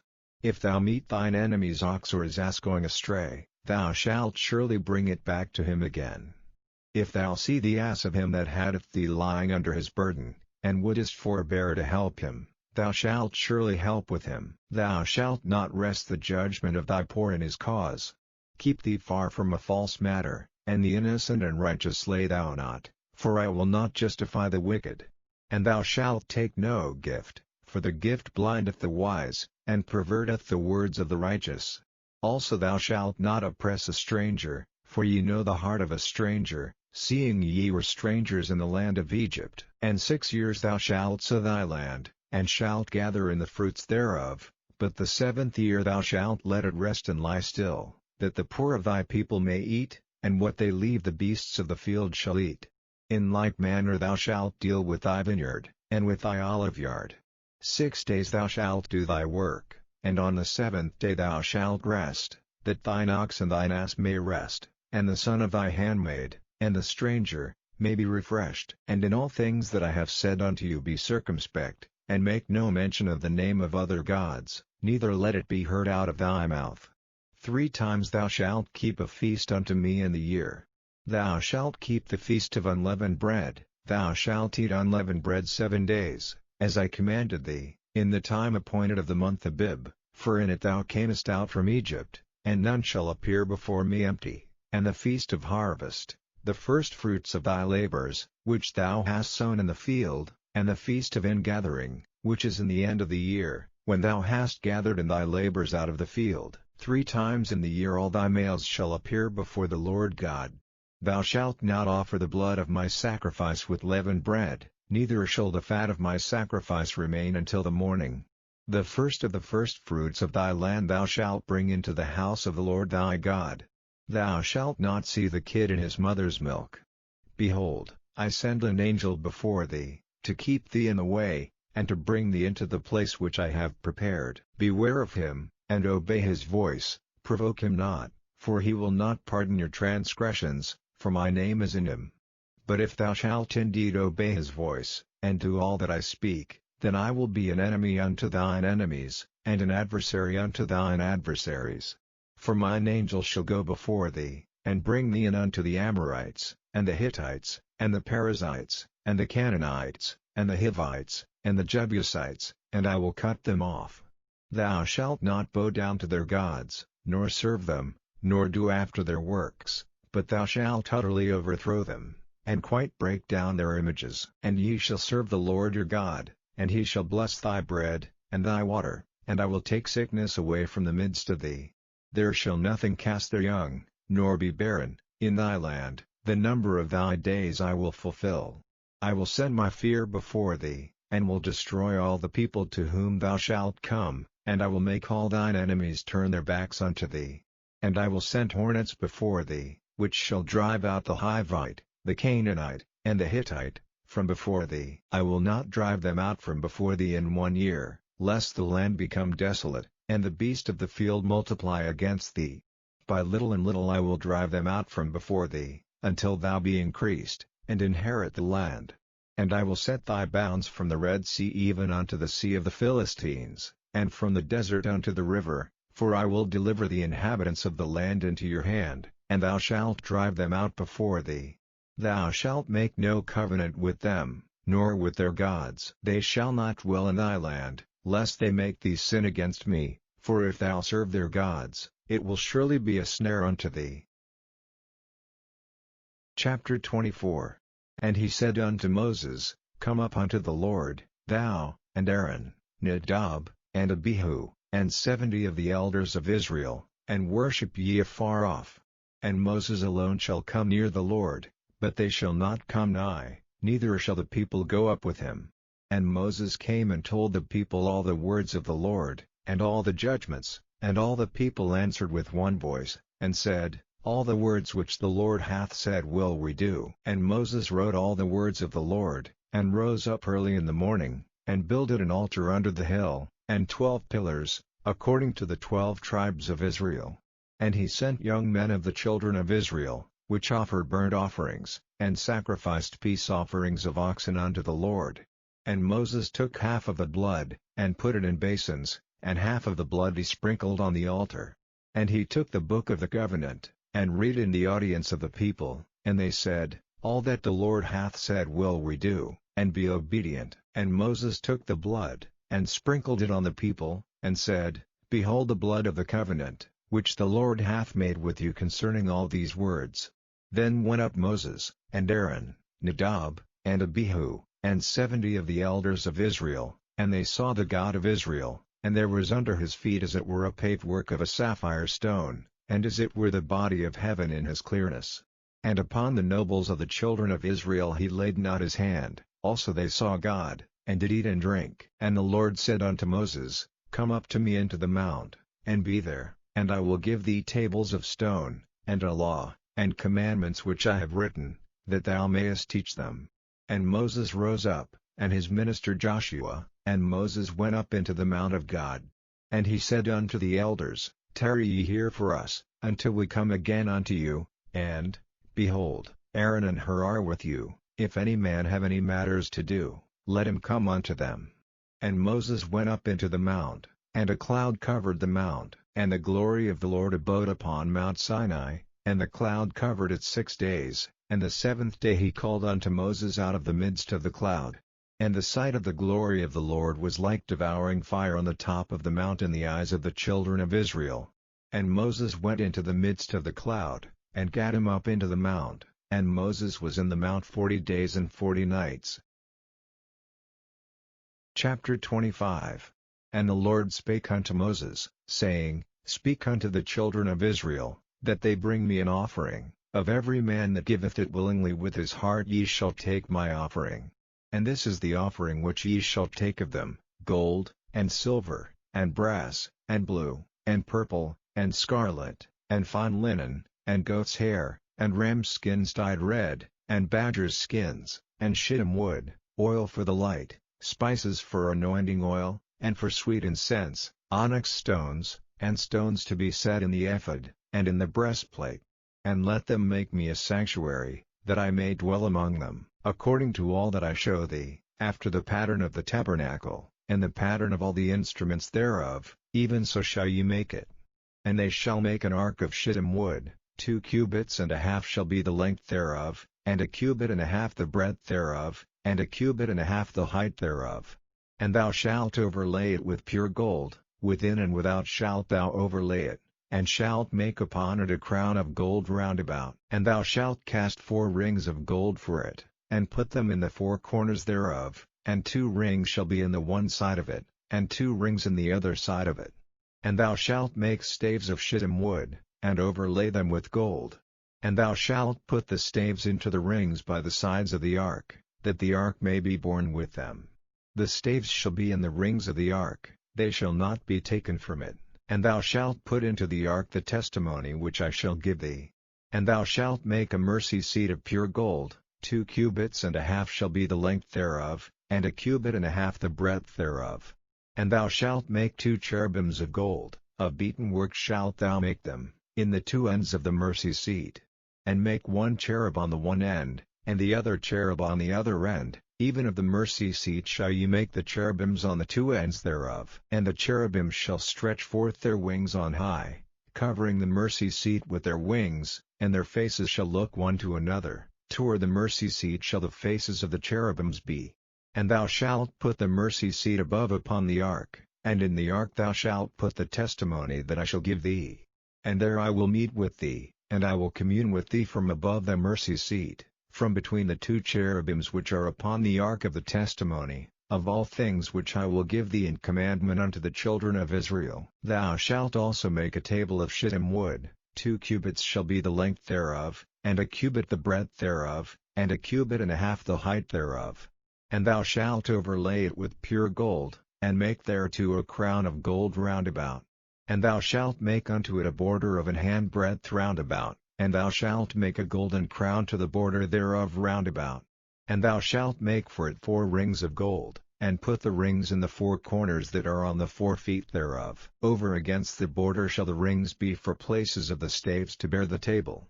And thou shalt make the staves of shittim wood, and overlay them with gold, that the table may be borne with them. And thou shalt make the dishes thereof, and spoons thereof, and covers thereof, and bowls thereof, to cover withal, of pure gold shalt thou make them. And thou shalt set upon the table showbread before me alway. And thou shalt make a candlestick of pure gold, of beaten work shall the candlestick be made, his shaft, and his branches, his bowls, his knops, and his flowers, shall be of the same. And 6 branches shall come out of the sides of it, 3 branches of the candlestick out of the one side, and 3 branches of the candlestick out of the other side, 3 bowls made like unto almonds, with a knop and a flower in one branch, and 3 bowls made like almonds in the other branch, with a knop and a flower, so in the 6 branches that come out of the candlestick.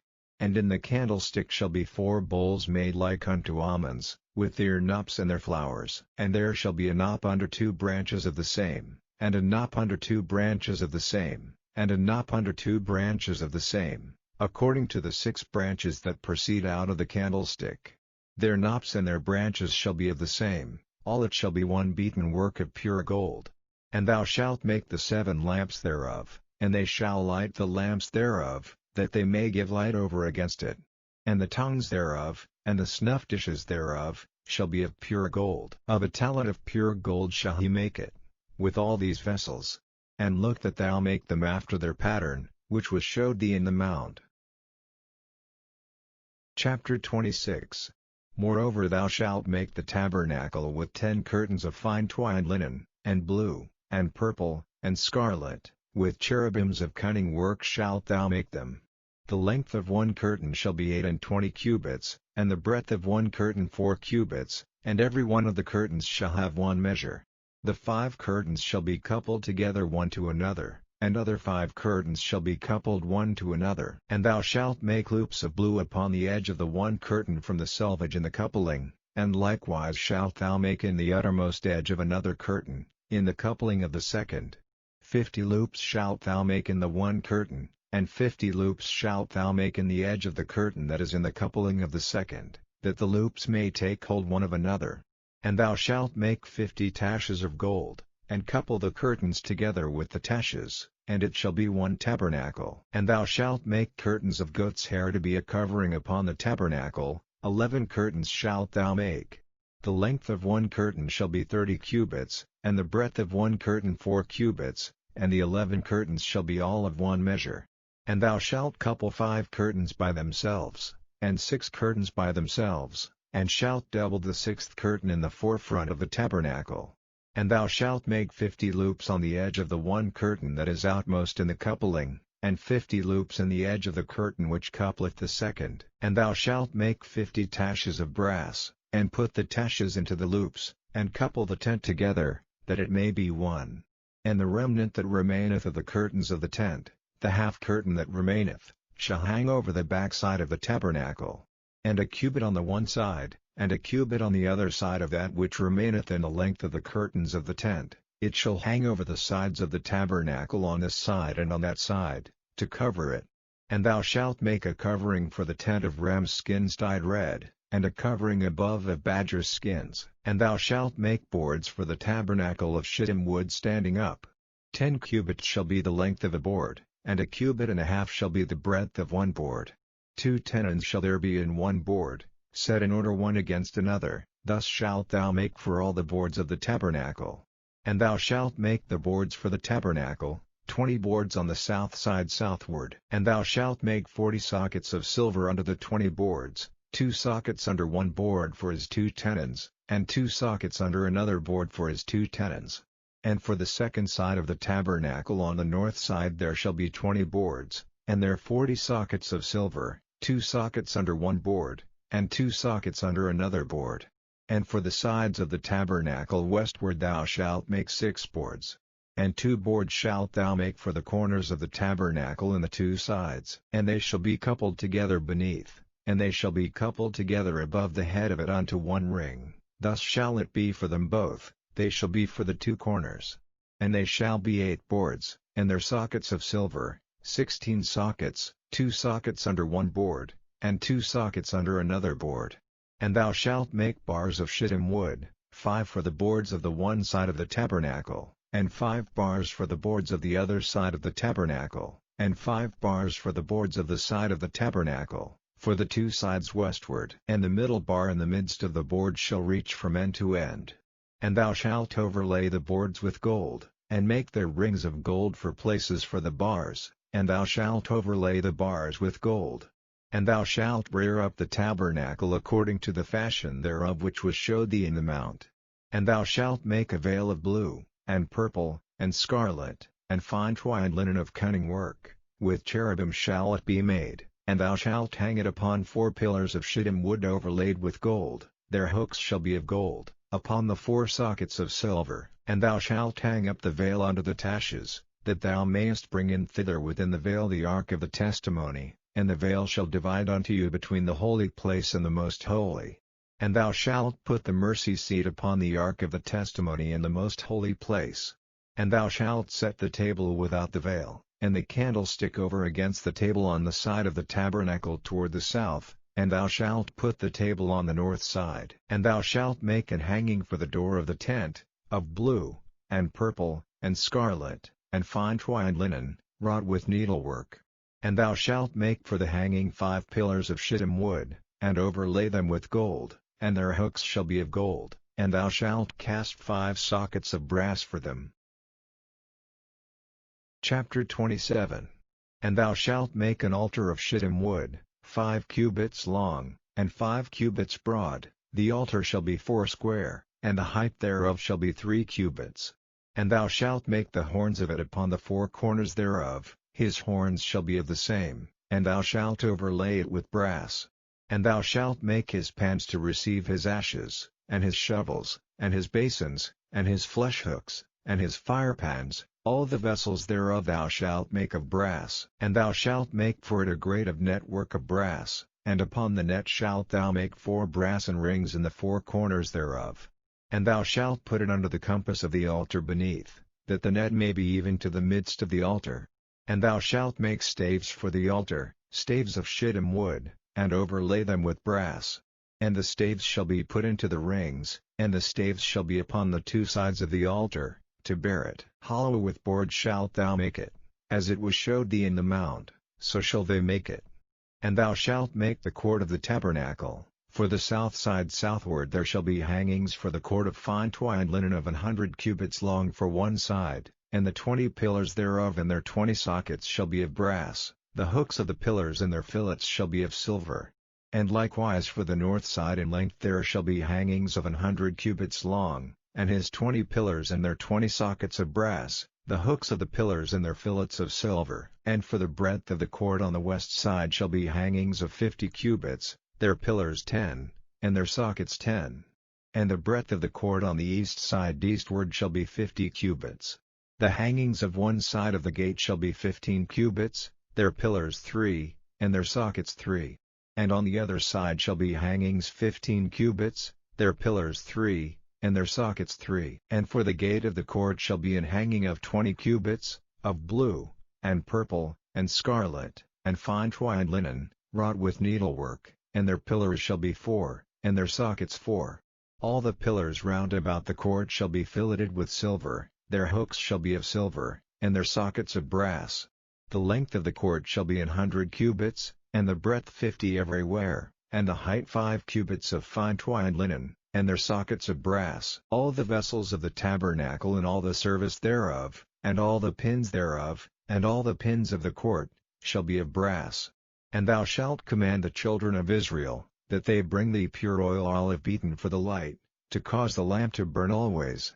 In the tabernacle of the congregation without the veil, which is before the testimony, Aaron and his sons shall order it from evening to morning before the Lord. It shall be a statute forever unto their generations on the behalf of the children of Israel. Chapter 28. And take thou unto thee Aaron thy brother, and his sons with him, from among the children of Israel, that he may minister unto me in the priest's office, even Aaron, Nadab, and Abihu, Eleazar and Itamar, Aaron's sons. And thou shalt make holy garments for Aaron thy brother for glory and for beauty. And thou shalt speak unto all that are wise-hearted, whom I have filled with the spirit of wisdom, that they may make Aaron's garments to consecrate him, that he may minister unto me in the priest's office. And these are the garments which they shall make: a breastplate, and an ephod, and a robe, and a broidered coat, a mitre, and a girdle. And they shall make holy garments for Aaron thy brother, and his sons, that he may minister unto me in the priest's office. And they shall take gold, and blue, and purple, and scarlet, and fine linen. And they shall make the ephod of gold, of blue, and of purple, of scarlet, and fine twined linen, with cunning work. It shall have the 2 shoulder pieces thereof joined at the 2 edges thereof, and so it shall be joined together. And the curious girdle of the ephod, which is upon it, shall be of the same, according to the work thereof, even of gold, of blue, and purple, and scarlet, and fine twined linen. And thou shalt take 2 onyx stones, and grave on them the names of the children of Israel, 6 of their names on one stone, and the other 6 names of the rest on the other stone, according to their birth. With the work of an engraver in stone, like the engravings of a signet, shalt thou engrave the 2 stones with the names of the children of Israel. Thou shalt make them to be set in ouches of gold. And thou shalt put the 2 stones upon the shoulders of the ephod for stones of memorial unto the children of Israel, and Aaron shall bear their names before the Lord upon his 2 shoulders for a memorial. And thou shalt make ouches of gold, and 2 chains of pure gold at the ends, of wreathen work shalt thou make them, and fasten the wreathen chains to the ouches. And thou shalt make the breastplate of judgment with cunning work, after the work of the ephod thou shalt make it, of gold, of blue, and of purple, and of scarlet, and of fine twined linen, shalt thou make it. 4 square it shall be, being doubled, a span shall be the length thereof, and a span shall be the breadth thereof. And thou shalt set in its settings of stones, even 4 rows of stones. The first row shall be a sardius, a topaz, and a carbuncle. This shall be the first row. And the second row shall be an emerald, a sapphire, and a diamond. And the third row a ligure, an agate, and an amethyst. And the 4th row a beryl, and an onyx, and a jasper. They shall be set in gold in their enclosings. And the stones shall be with the names of the children of Israel, 12, according to their names, like the engravings of a signet, every one with his name shall they be according to the 12 tribes.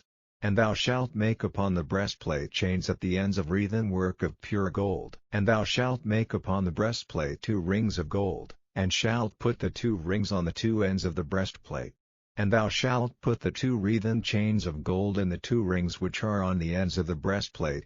And the other 2 ends of the 2 wreathen chains thou shalt fasten in the 2 ouches, and put them on the shoulder pieces of the ephod before it. And thou shalt make 2 rings of gold, and thou shalt put them upon the 2 ends of the breastplate and the border thereof, which is in the side of the ephod inward. And 2 other rings of gold thou shalt make, and shalt put them on the 2 sides of the ephod underneath, toward the forepart thereof, over against the other coupling thereof, above the curious girdle of the ephod. And they shall bind the breastplate by the rings thereof unto the rings of the ephod with a lace of blue, that it may be above the curious girdle of the ephod, and that the breastplate be not loosed from the ephod. And Aaron shall bear the names of the children of Israel in the breastplate of judgment upon his heart, when he goeth in unto the holy place, for a memorial before the Lord continually. And thou shalt put in the breastplate of judgment the Urim and the Thummim, and they shall be upon Aaron's heart, when he goeth in before the Lord, and Aaron shall bear the judgment of the children of Israel upon his heart before the Lord continually. And thou shalt make the robe of the ephod olive blue.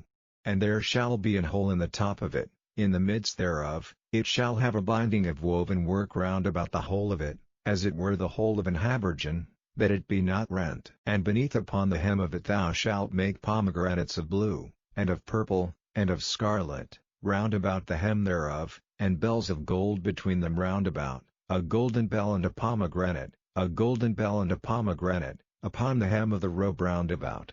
And it shall be upon Aaron to minister, and his sound shall be heard when he goeth in unto the holy place before the Lord, and when he cometh out, that he die not.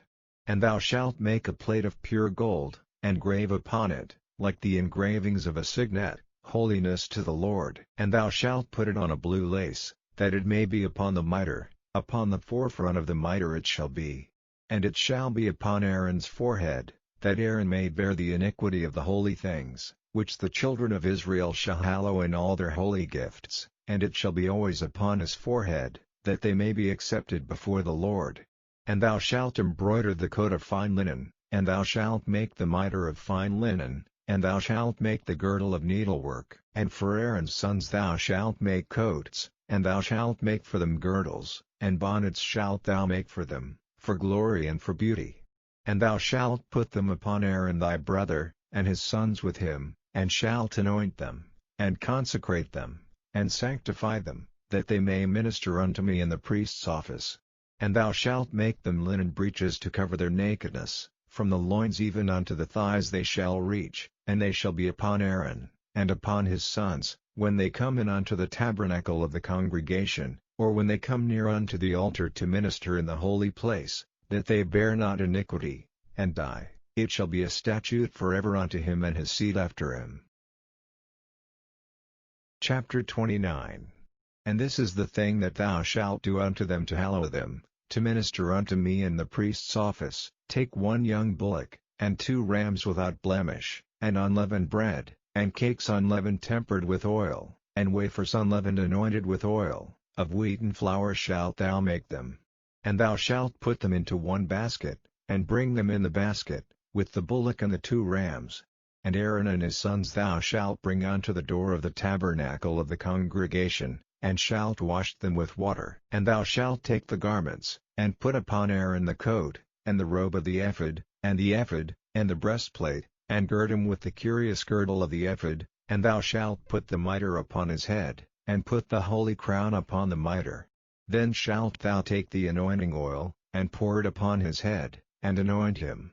And thou shalt bring his sons, and put coats upon them. And thou shalt gird them with girdles, Aaron and his sons, and put the bonnets on them, and the priest's office shall be theirs for a perpetual statute. And thou shalt consecrate Aaron and his sons. And thou shalt cause a bullock to be brought before the tabernacle of the congregation, and Aaron and his sons shall put their hands upon the head of the bullock. And thou shalt kill the bullock before the Lord, by the door of the tabernacle of the congregation. And thou shalt take of the blood of the bullock, and put it upon the horns of the altar with thy finger, and pour all the blood beside the bottom of the altar. And thou shalt take all the fat that covereth the inwards, and the caul that is above the liver, and the 2 kidneys, and the fat that is upon them, and burn them upon the altar. But the flesh of the bullock, and his skin, and his dung, shalt thou burn with fire without the camp. It is a sin offering. Thou shalt also take 1 ram, and Aaron and his sons shall put their hands upon the head of the ram. And thou shalt slay the ram, and thou shalt take his blood, and sprinkle it round about upon the altar. And thou shalt cut the ram in pieces, and wash the inwards of him, and his legs, and put them unto his pieces, and unto his head.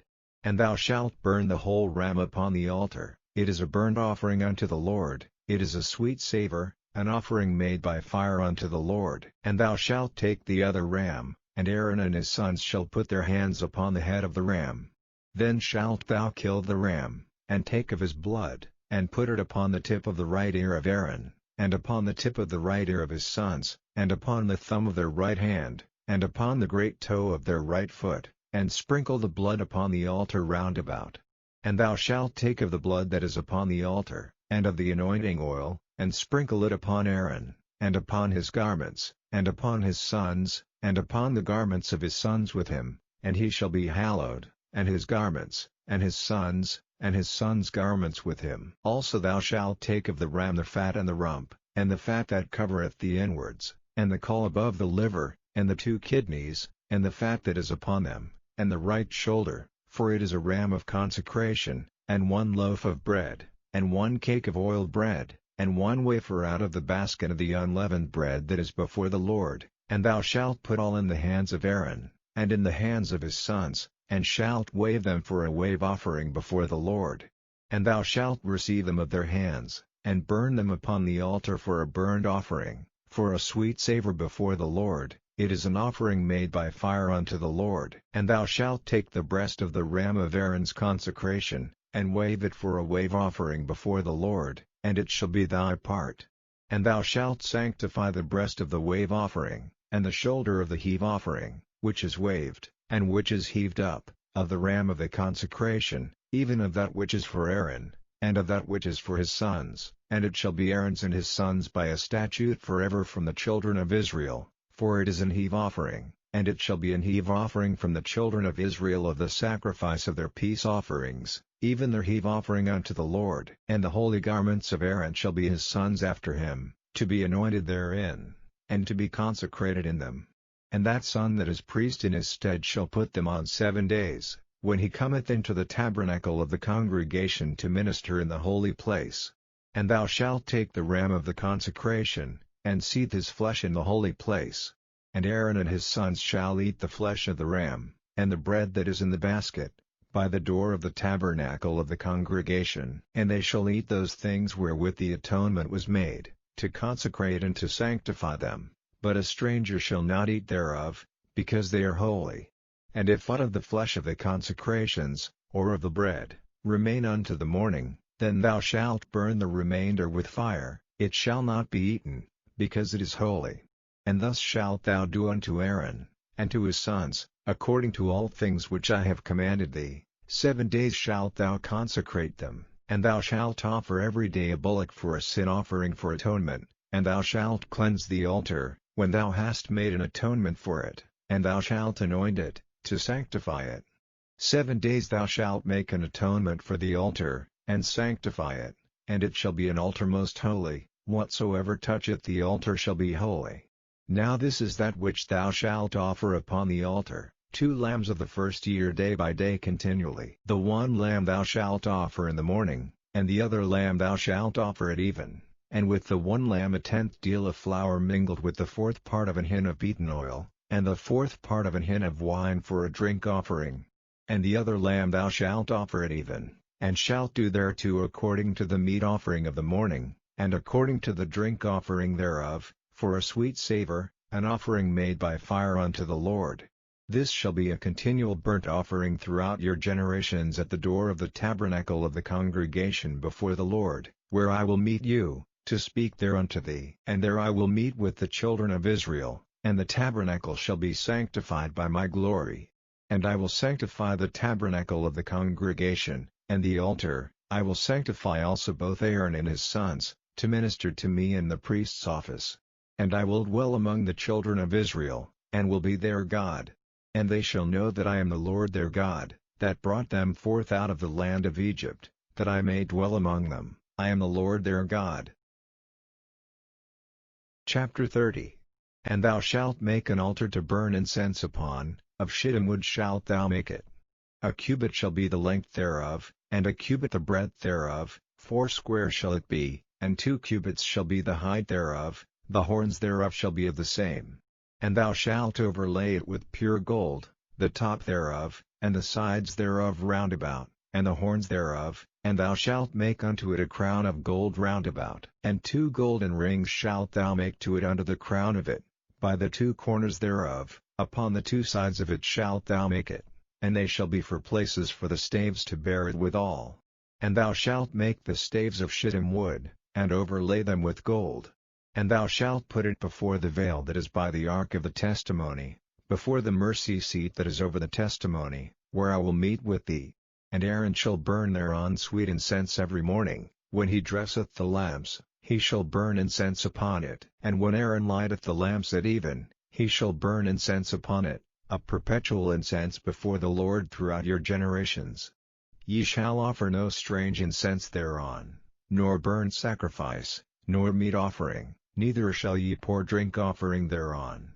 And Aaron shall make an atonement upon the horns of it once in a year with the blood of the sin offering of atonements, once in the year shall he make atonement upon it throughout your generations, it is most holy unto the Lord. And the Lord spake unto Moses, saying, When thou takest the sum of the children of Israel after their number, then shall they give every man a ransom for his soul unto the Lord, when thou numberest them, that there be no plague among them, when thou numberest them. This they shall give, every one that passeth among them that are numbered, half a shekel after the shekel of the sanctuary, a shekel is 20 gerahs, and half shekel shall be the offering of the Lord. Every one that passeth among them that are numbered, from 20 years old and above, shall give an offering unto the Lord. The rich shall not give more, and the poor shall not give less than half a shekel, when they give an offering unto the Lord, to make an atonement for your souls. And thou shalt take the atonement money of the children of Israel, and shalt appoint it for the service of the tabernacle of the congregation, that it may be a memorial unto the children of Israel before the Lord, to make an atonement for your souls. And the Lord spake unto Moses, saying, Thou shalt also make a laver of brass, and his foot also of brass, to wash withal, and thou shalt put it between the tabernacle of the congregation and the altar, and thou shalt put water therein, for Aaron and his sons shall wash their hands and their feet thereat, when they go into the tabernacle of the congregation, they shall wash with water, that they die not, or when they come near to the altar to minister, to burn offering made by fire unto the Lord, so they shall wash their hands and their feet, that they die not, and it shall be a statute forever to them, even to him and to his seed throughout their generations.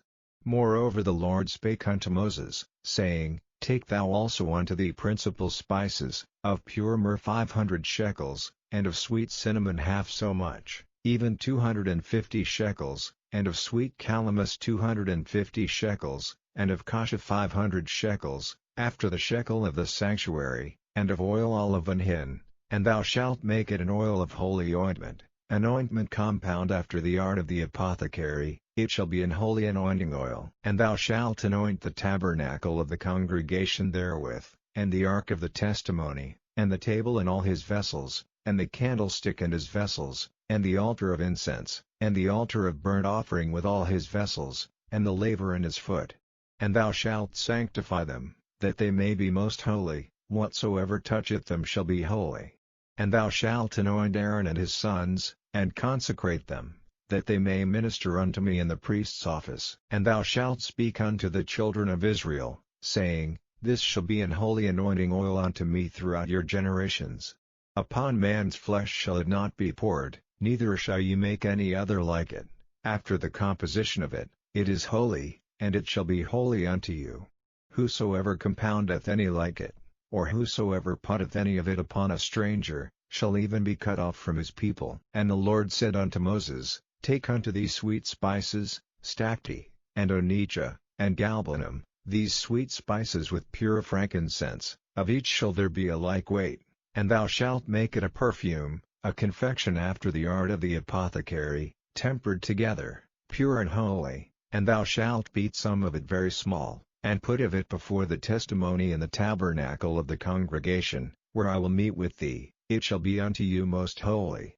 And as for the perfume which thou shalt make, ye shall not make to yourselves according to the composition thereof, it shall be unto thee holy for the Lord. Whosoever shall make like unto that, to smell thereto, shall even be cut off from his people.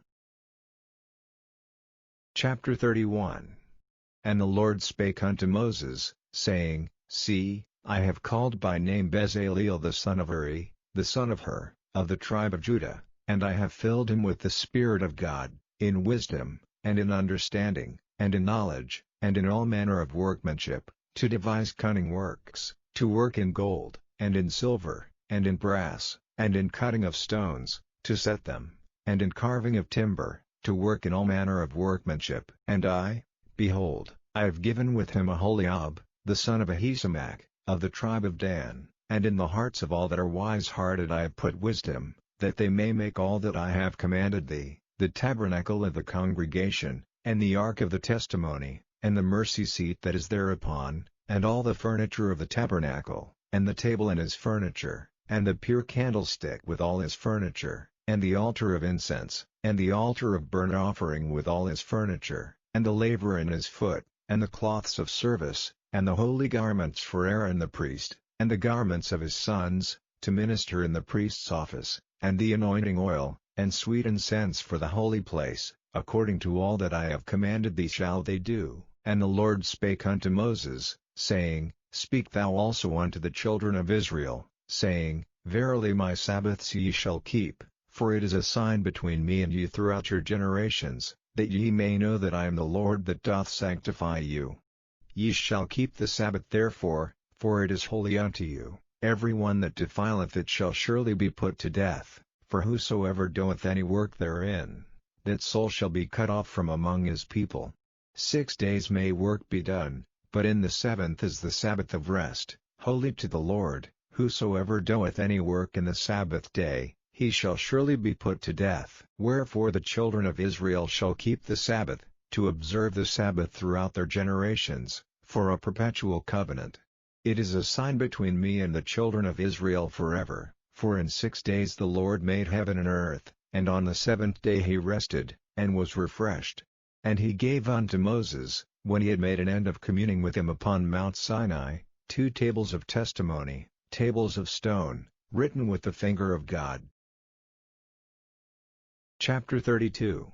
And when the people saw that Moses delayed to come down out of the mount, the people gathered themselves together unto Aaron, and said unto him, Up, make us gods, which shall go before us, for as for this Moses, the man that brought us up out of the land of Egypt, we wot not what is become of him.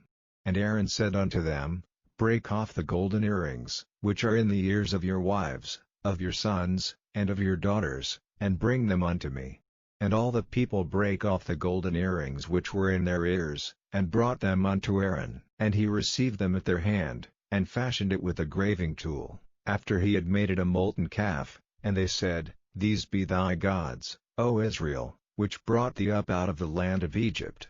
And when Aaron saw it, he built an altar before it, and Aaron made proclamation, and said, Tomorrow is a feast to the Lord. And they rose up early on the morrow, and offered burnt offerings, and brought peace offerings, and the people sat down to eat and to drink, and rose up to play. And the Lord said unto Moses, Go, get thee down, for thy people, which thou broughtest out of the land of Egypt, have corrupted themselves, they have turned aside quickly out of the way which I commanded them, they have made them a molten calf, and have worshipped it, and have sacrificed thereunto, and said, These be thy gods, O Israel, which have brought thee up out of the land of Egypt. And the Lord said unto Moses, I have seen this people, and, behold, it is a stiff-necked people. Now therefore let me alone, that my wrath may wax hot against them, and that I may consume them, and I will make of thee a great nation. And Moses besought the Lord his God, and said, Lord, why doth thy wrath wax hot against thy people, which thou hast brought forth out of the land of Egypt with great power, and with a mighty hand? Wherefore should the Egyptians speak, and say, For mischief did he bring them out, to slay them in the mountains, and to consume them from the face of the earth? Turn from thy fierce wrath, and repent of this evil against thy people. Remember Abraham, Isaac, and Israel, thy servants, to whom thou sworest by thine own self, and saidst unto them, I will multiply your seed as the stars of heaven, and all this land that I have spoken of will I give unto your seed, and they shall inherit it forever. And the Lord repented of the evil which he thought to do unto his people. And Moses turned, and went down from the mount, and the 2 tables of the testimony were in his hand. The tables were written on both their sides, on the one side and on the other were they written. And the tables were the work of God, and the writing was the writing of God, graven upon the tables. And when Joshua heard the noise of the people as they shouted, he said unto Moses, There is a noise of war in the camp. And he said, It is not the voice of them that shout for mastery, neither is it the voice of them that cry for being overcome, but the noise of them that sing do I hear. And it came to pass, as soon as he came nigh unto the camp, that he saw the calf, and the dancing, and Moses' anger waxed hot, and he cast the tables out of his hands, and brake them beneath the mount. And he took the calf which they had made, and burned it in the fire, and ground it to powder, and strawed it upon the water, and made the children of Israel drink of it. And Moses said unto Aaron, What did this people unto thee, that thou hast brought so great a sin upon them? And Aaron said, Let not the anger of my Lord wax hot, thou knowest the people, that they are set on mischief. For they said unto me, Make us gods, which shall go before us, for as for this Moses, the man that brought us up out of the land of Egypt, we wot not what is become of him. And I said unto them, Whosoever hath any gold, let them break it off. So they gave it me, then I cast it into the fire, and there came out this calf. And when Moses saw that the people were naked, for Aaron had made them naked unto their shame among their enemies, then Moses stood in the gate of the camp, and said, Who is on the Lord's side? Let him come unto me. And all the sons of Levi gathered themselves together unto him. And he said unto them, Thus saith the Lord God of Israel, Put every man his sword by his side, and go in and out from gate to gate throughout the camp, and slay every man his brother, and every man his companion, and every man his neighbor. And the children of Levi did according to the word of Moses, and there fell of the people that day about 3,000 men. For Moses had said, Consecrate yourselves today to the Lord, even every man upon his son, and upon his brother, that he may bestow upon you a blessing this day. And it came to pass on the morrow, that Moses said unto the people, Ye have sinned a great sin, and now I will go up unto the Lord, peradventure I shall make an atonement for your sin. And Moses returned unto the Lord, and said, Oh, this people have sinned a great sin, and have made them gods of gold. Yet now, if thou wilt forgive their sin, and if not, blot me, I pray thee, out of thy book which thou hast written. And the Lord said unto Moses, Whosoever hath sinned against me, him will I blot out of my book. Therefore now go, lead the people unto the place of which I have spoken unto thee. Behold, mine angel shall go before thee, nevertheless in the day when I will visit their sin upon them. And the Lord plagued the people, because they made the calf, which Aaron made. Chapter 33. And the Lord said unto Moses, Depart, and go up hence, thou and the people which thou hast brought up out of the land of Egypt, unto the land which I sware unto Abraham, to Isaac, and to Jacob, saying, Unto thy seed will I give it, and I will send an angel before thee, and I will drive out the Canaanite, the Amorite, and the Hittite, and the Perizzite, the Hivite, and the Jebusite, unto a land flowing with milk and honey, for I will not go up in the midst of thee, for thou art a stiff-necked people, lest I consume thee in the way. And when the people heard these evil tidings, they mourned, and no man did put on him his ornaments. For the Lord had said unto Moses, Say unto the children of Israel, Ye are a stiff-necked people, I will come up into the midst of thee in a moment, and consume thee. Therefore now put off thy ornaments from thee, that I may know what to do unto thee. And the children of Israel stripped themselves of their ornaments by the Mount Horeb. And Moses took the tabernacle, and pitched it without the camp, afar off from the camp, and called it the tabernacle of the congregation. And it came to pass, that every one which sought the Lord went out unto the tabernacle of the congregation, which was without the camp. And it came to pass, when Moses went out unto the tabernacle, that all the people rose up, and stood every man at his tent door, and looked after Moses, until he was gone into the tabernacle. And it came to pass, as Moses entered into the tabernacle, the cloudy pillar descended, and stood at the door of the tabernacle, and the Lord talked with Moses. And all the people saw the cloudy pillar stand at the tabernacle door, and all the people rose up and worshipped, every man in his tent door. And the Lord spake unto Moses face to face, as a man speaketh unto his friend. And he turned again into the camp, but his servant Joshua, the son of Nun, a young man, departed not out of the tabernacle. And Moses said unto the Lord, See, thou sayest unto me, Bring up this people, and thou hast not let me know whom thou wilt send with me. Yet thou hast said, I know thee by name, and thou hast also found grace in my sight. Now therefore, I pray thee, if I have found grace in thy sight, show me now thy way, that I may know thee, that I may find grace in thy sight, and consider that this nation is thy people. And he said, My presence shall go with thee, and I will give thee rest.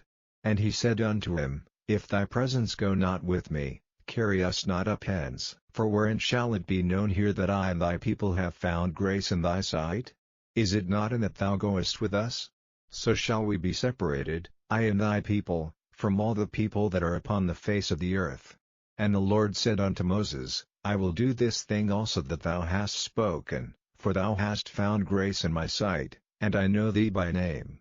And he said, I beseech thee, show me thy glory. And he said, I will make all my goodness pass before thee, and I will proclaim the name of the Lord before thee, and will be gracious to whom I will be gracious, and will show mercy on whom I will show mercy. And he said, Thou canst not see my face, for there shall no man see me, and live. And the Lord said, Behold, there is a place by me, and thou shalt stand upon a rock, and it shall come to pass, while my glory passeth by, that I will put thee in a cleft of the rock, and will cover thee with my hand while I pass by, and I will take away mine hand, and thou shalt see my back parts, but my face shall not be seen. Chapter 34. And the Lord said unto Moses, Hew thee 2 tables of stone like unto the first, and I will write upon these tables the words that were in the first tables, which thou breakest. And be ready in the morning, and come up in the morning unto Mount Sinai, and present thyself there to me in the top of the mount. And no man shall come up with thee, neither let any man be seen throughout all the mount, neither let the flocks nor herds feed before that mount. And he hewed 2 tables of stone like unto the first, and Moses rose up early in the morning, and went up unto Mount Sinai, as the Lord had commanded him, and took in his hand the 2 tables of stone. And the Lord descended in the cloud, and stood with him there, and proclaimed the name of the Lord.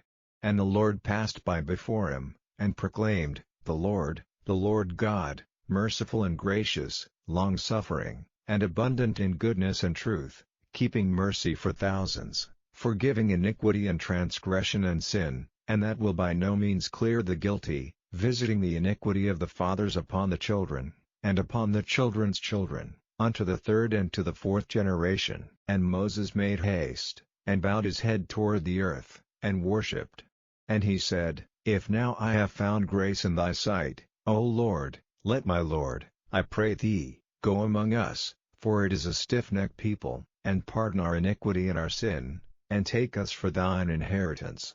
And he said, Behold, I make a covenant, before all thy people I will do marvels, such as have not been done in all the earth, nor in any nation, and all the people among which thou art shall see the work of the Lord, for it is a terrible thing that I will do with thee. Observe thou that which I command thee this day.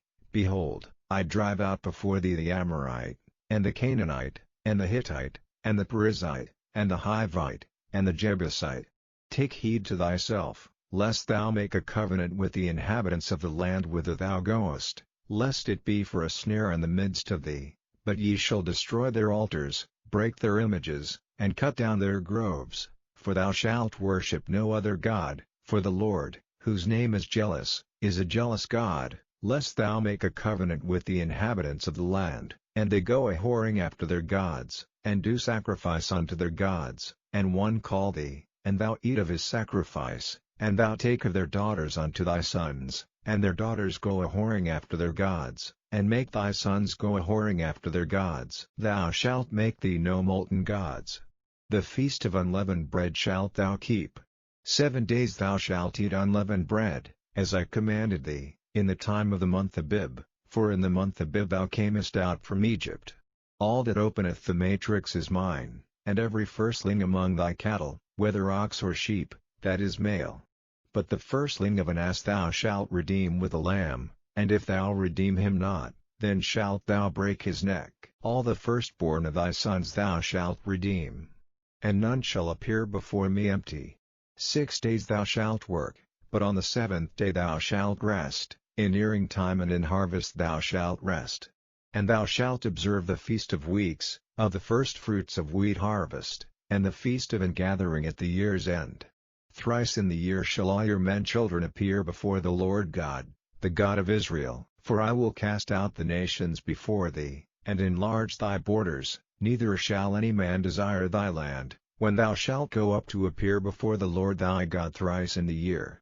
Thou shalt not offer the blood of my sacrifice with leaven, neither shall the sacrifice of the feast of the Passover be left unto the morning. The first of the firstfruits of thy land thou shalt bring unto the house of the Lord thy God.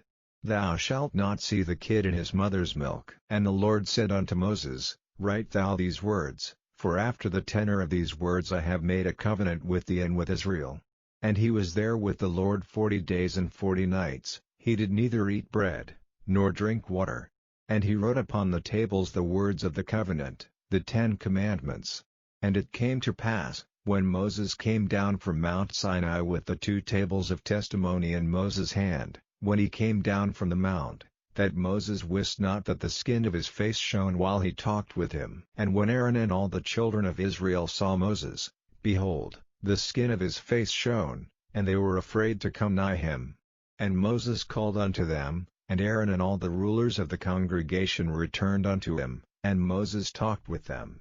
And afterward all the children of Israel came nigh, and he gave them in commandment all that the Lord had spoken with him in Mount Sinai.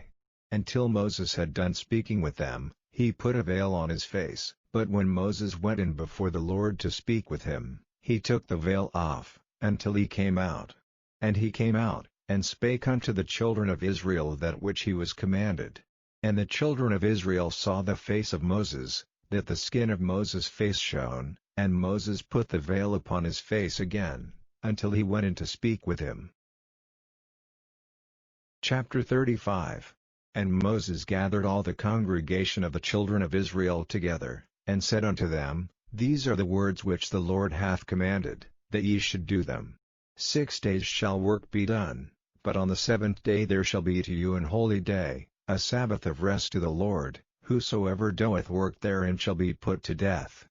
Ye shall kindle no fire throughout your habitations upon the Sabbath day. And Moses spake unto all the congregation of the children of Israel, saying, This is the thing which the Lord commanded, saying, Take ye from among you an offering unto the Lord, whosoever is of a willing heart, let him bring it, an offering of the Lord, gold, and silver, and brass, and blue, and purple, and scarlet, and fine linen, and goat's hair, and ram's skins dyed red, and badger's skins, and shittim wood, and oil for the light, and spices for anointing oil, and for the sweet incense, and onyx stones, and stones to be set for the ephod, and for the breastplate. And every wise-hearted among you shall come, and make all that the Lord hath commanded, the tabernacle, his tent, and his covering, his taches, and his boards, his bars, his pillars, and his sockets, the ark, and the staves thereof, with the mercy seat,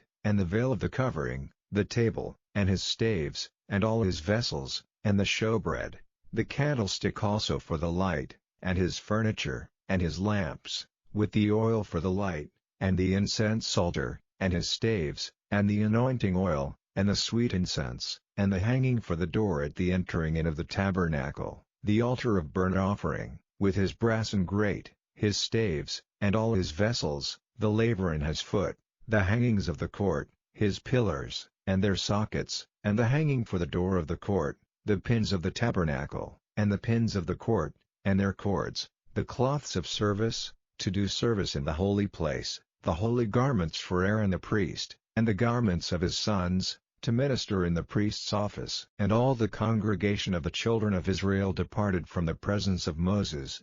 And they came, every one whose heart stirred him up, and every one whom his spirit made willing, and they brought the Lord's offering to the work of the tabernacle of the congregation, and for all his service, and for the holy garments. And they came, both men and women, as many as were willing-hearted, and brought bracelets, and earrings, and rings, and tablets, all jewels of gold. And every man that offered an offering of gold unto the Lord. And every man, with whom was found blue, and purple, and scarlet, and fine linen, and goat's hair, and red skins of rams, and badgers' skins, brought them. Every one that did offer an offering of silver and brass brought the Lord's offering, and every man, with whom was found shittim wood for any work of the service, brought it. And all the women that were wise-hearted did spin with their hands, and brought that which they had spun, both of blue, and of purple, and of scarlet, and of fine linen. And all the women whose hearts stirred them up in wisdom spun goat's hair. And the rulers brought onyx stones, and stones to be set, for the ephod, and for the breastplate, and spice, and oil for the light, and for the anointing oil, and for the sweet incense. The children of Israel brought a willing offering unto the Lord, every man and woman, whose heart made them willing to bring for all manner of work, which the Lord had commanded to be made by the hand of Moses. And Moses said unto the children of Israel, See, the Lord hath called by name Bezaleel the son of Uri, the son of Hur, of the tribe of Judah, and he hath filled him with the Spirit of God, in wisdom, in understanding, and in knowledge, and in all manner of workmanship, and to devise curious works, to work in gold, and in silver, and in brass, and in the cutting of stones, to set them, and in carving of wood, to make any manner of cunning work. And he hath put in his heart that he may teach, both he, and Aholiab, the son of Ahisamach, of the tribe of Dan. Them hath he filled with wisdom of heart, to work all manner of work, of the engraver, and of the cunning workman, and of the embroiderer, in blue, and in purple, in scarlet, and in fine linen, and of the weaver, even of them that do any work, and of those that devise cunning work. Chapter 36. Then wrought Bezaleel and Aholiab, and every wise-hearted man, in whom the Lord put wisdom and understanding to know how to work all manner of work for the service of the sanctuary, according to all that the Lord had commanded. And Moses called Bezaleel and Aholiab, and every wise-hearted man, in whose heart the Lord had put wisdom, even every one whose heart stirred him up to come unto the work to do it, and they received of Moses all the offering, which the children of Israel had brought for the work of the service of the sanctuary, to make it withal.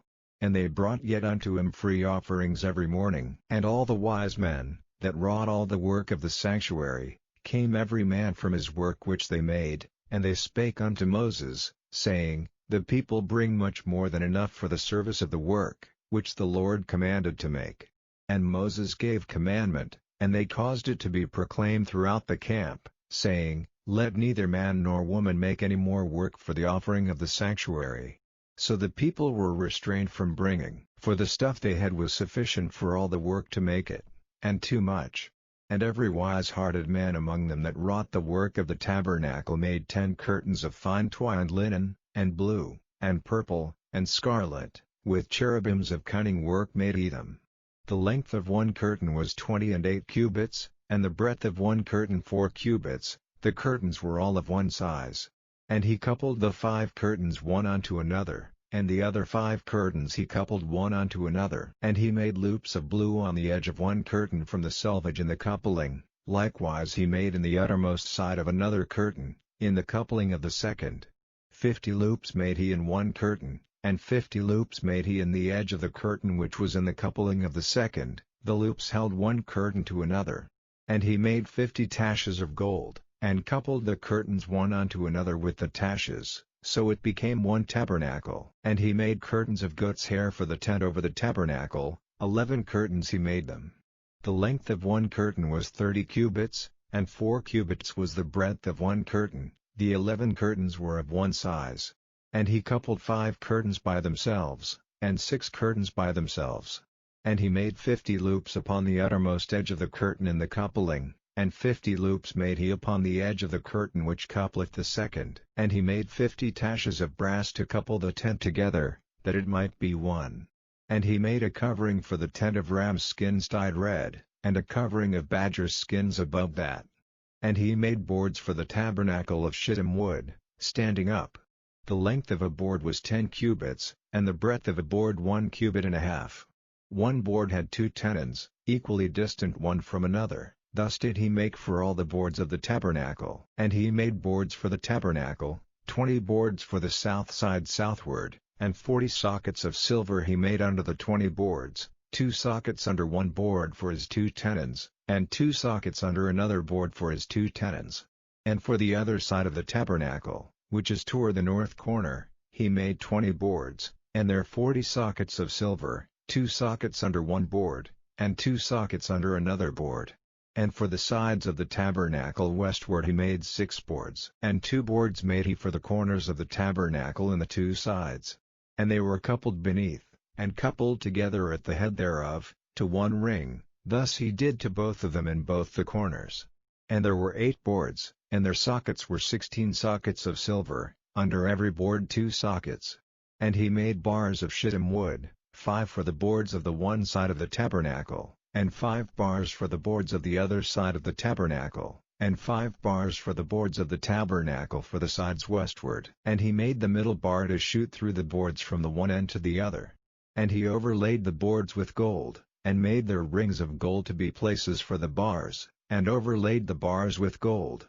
And he made a veil of blue, and purple, and scarlet, and fine twined linen, with cherubims made he it of cunning work.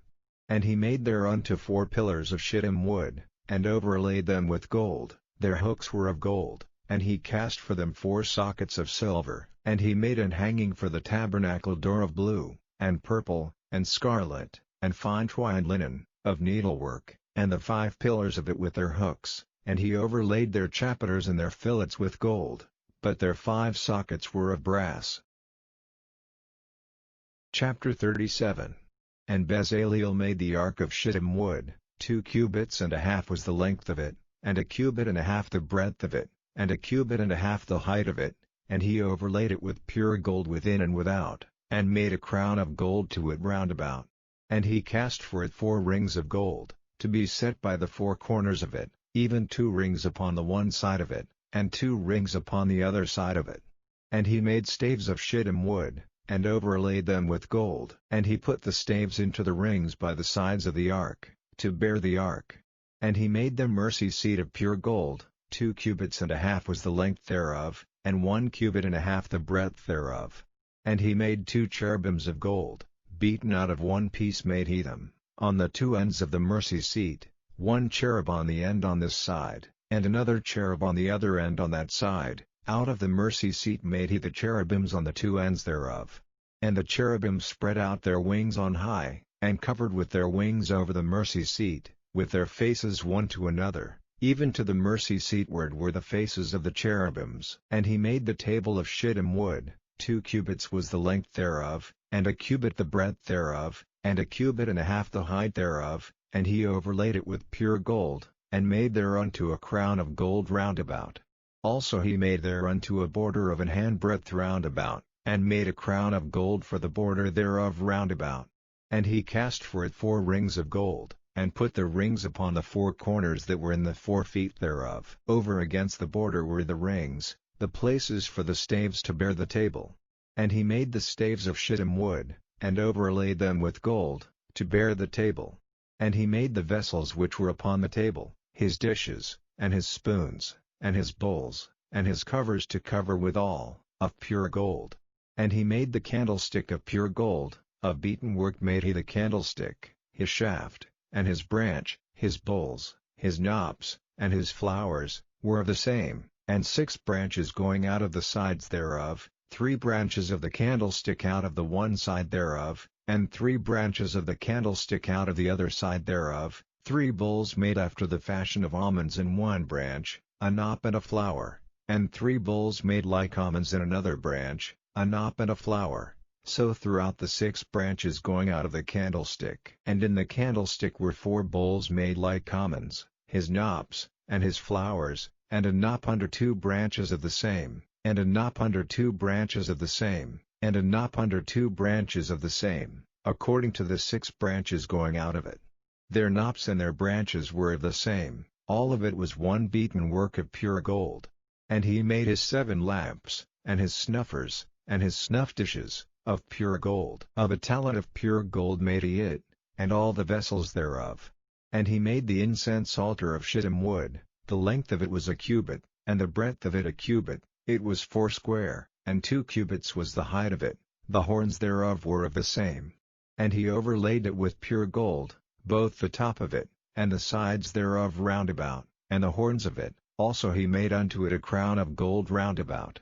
And he made 2 rings of gold for it under the crown thereof, by the 2 corners of it, upon the 2 sides thereof, to be places for the staves to bear it withal. And he made the staves of shittim wood, and overlaid them with gold. And he made the holy anointing oil, and the pure incense of sweet spices, according to the work of the apothecary. Chapter 38. And he made the altar of burnt offering of shittim wood, 5 cubits was the length thereof, and 5 cubits the breadth thereof, it was 4 square, and 3 cubits the height thereof.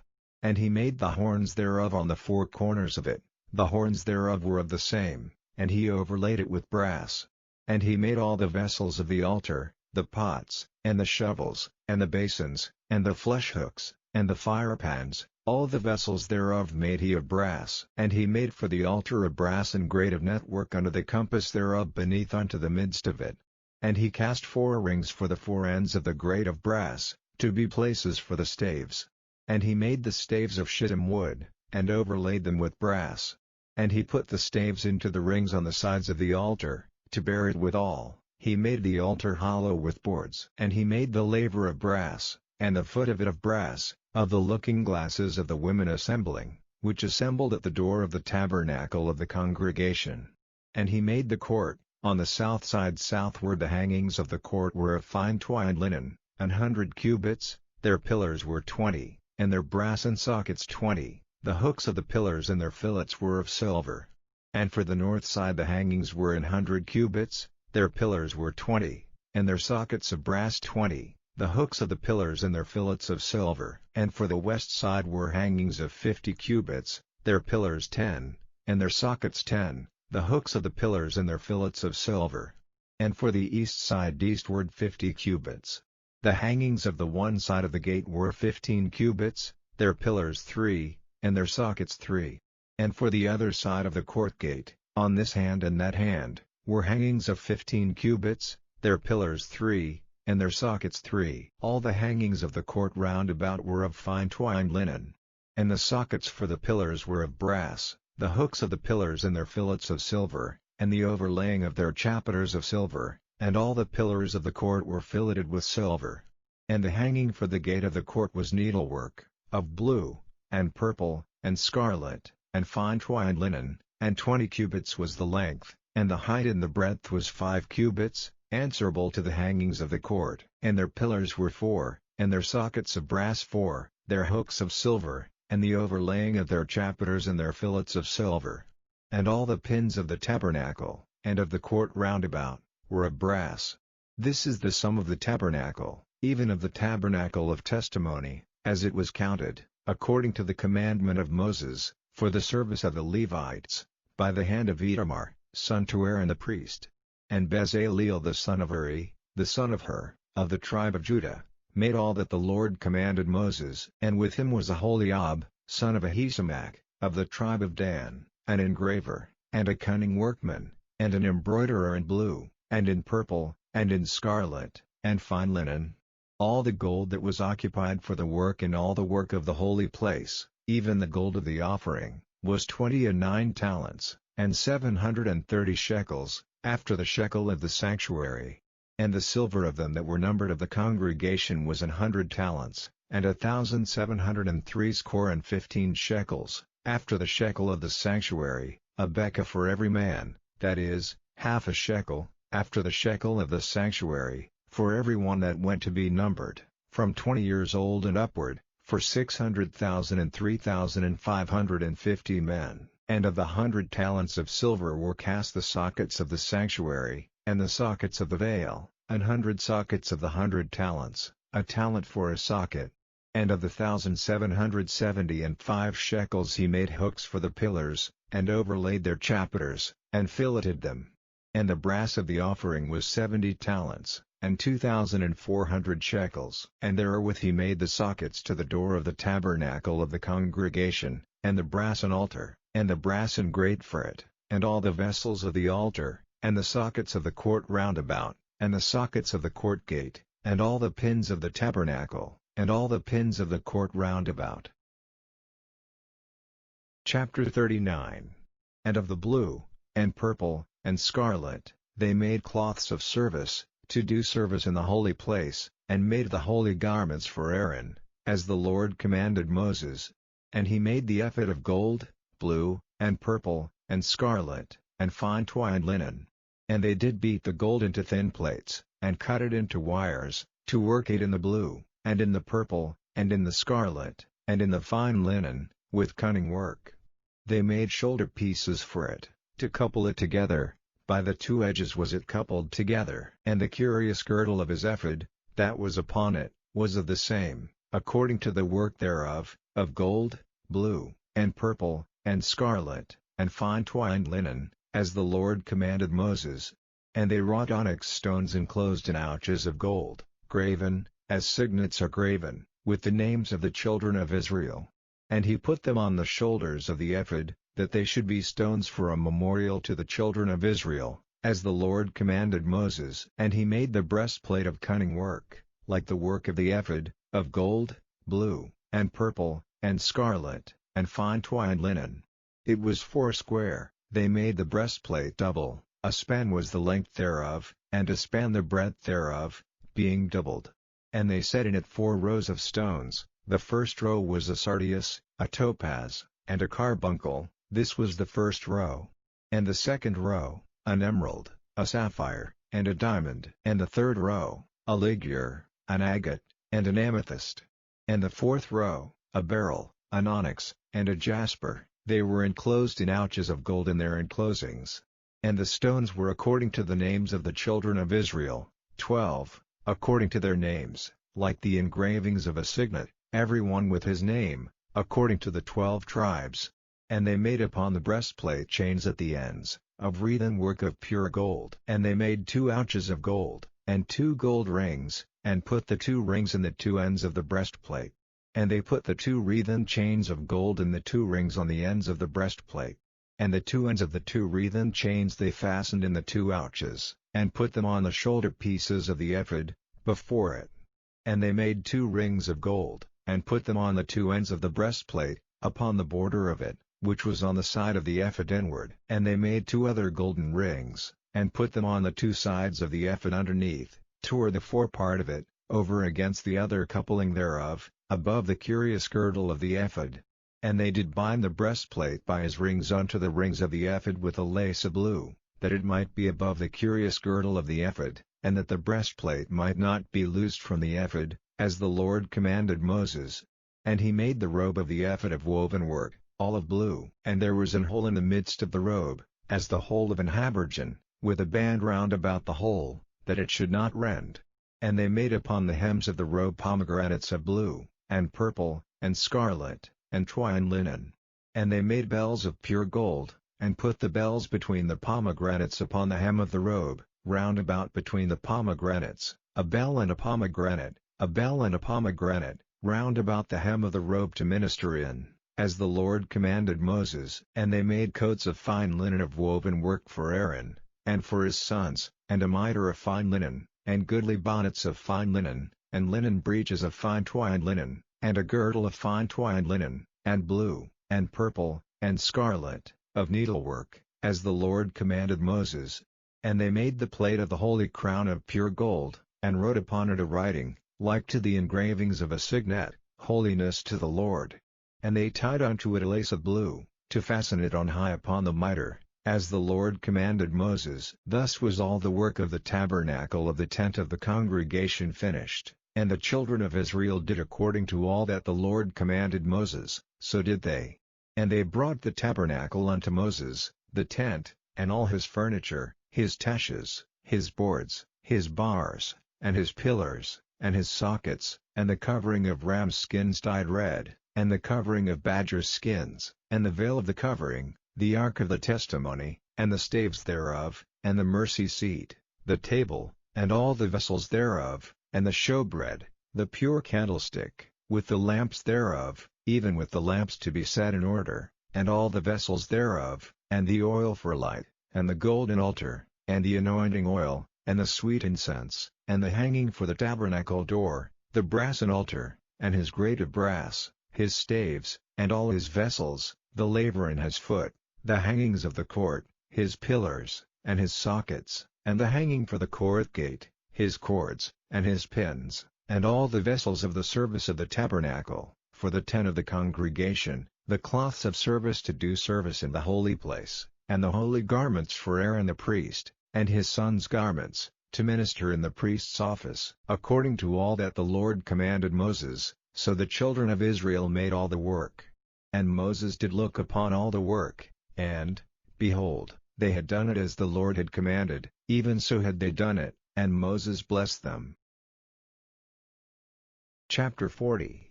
And the Lord spake unto Moses, saying, On the first day of the first month shalt thou set up the tabernacle of the tent of the congregation.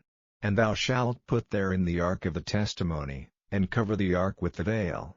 And thou shalt bring in the table, and set in order the things that are to be set in order upon it, and thou shalt bring in the candlestick, and light the lamps thereof. And thou shalt set the altar of gold for the incense before the ark of the testimony, and put the hanging of the door to the tabernacle. And thou shalt set the altar of the burnt offering before the door of the tabernacle of the tent of the congregation. And thou shalt set the laver between the tent of the congregation and the altar, and shalt put water therein. And thou shalt set up the court round about, and hang up the hanging at the court gate. And thou shalt take the anointing oil, and anoint the tabernacle, and all that is therein, and shalt hallow it, and all the vessels thereof, and it shall be holy. And thou shalt anoint the altar of the burnt offering, and all his vessels, and sanctify the altar, and it shall be an altar most holy. And thou shalt anoint the laver in his foot, and sanctify it. And thou shalt bring Aaron and his sons unto the door of the tabernacle of the congregation, and wash them with water.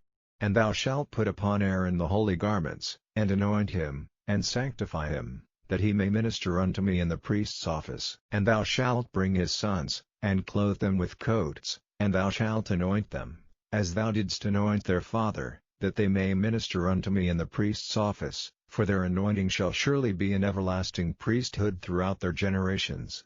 Thus did Moses, according to all that the Lord commanded him, so did he.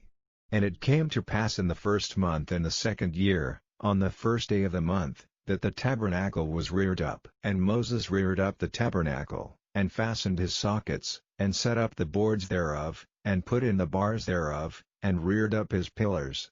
And he spread abroad the tent over the tabernacle, and put the covering of the tent above upon it, as the Lord commanded Moses.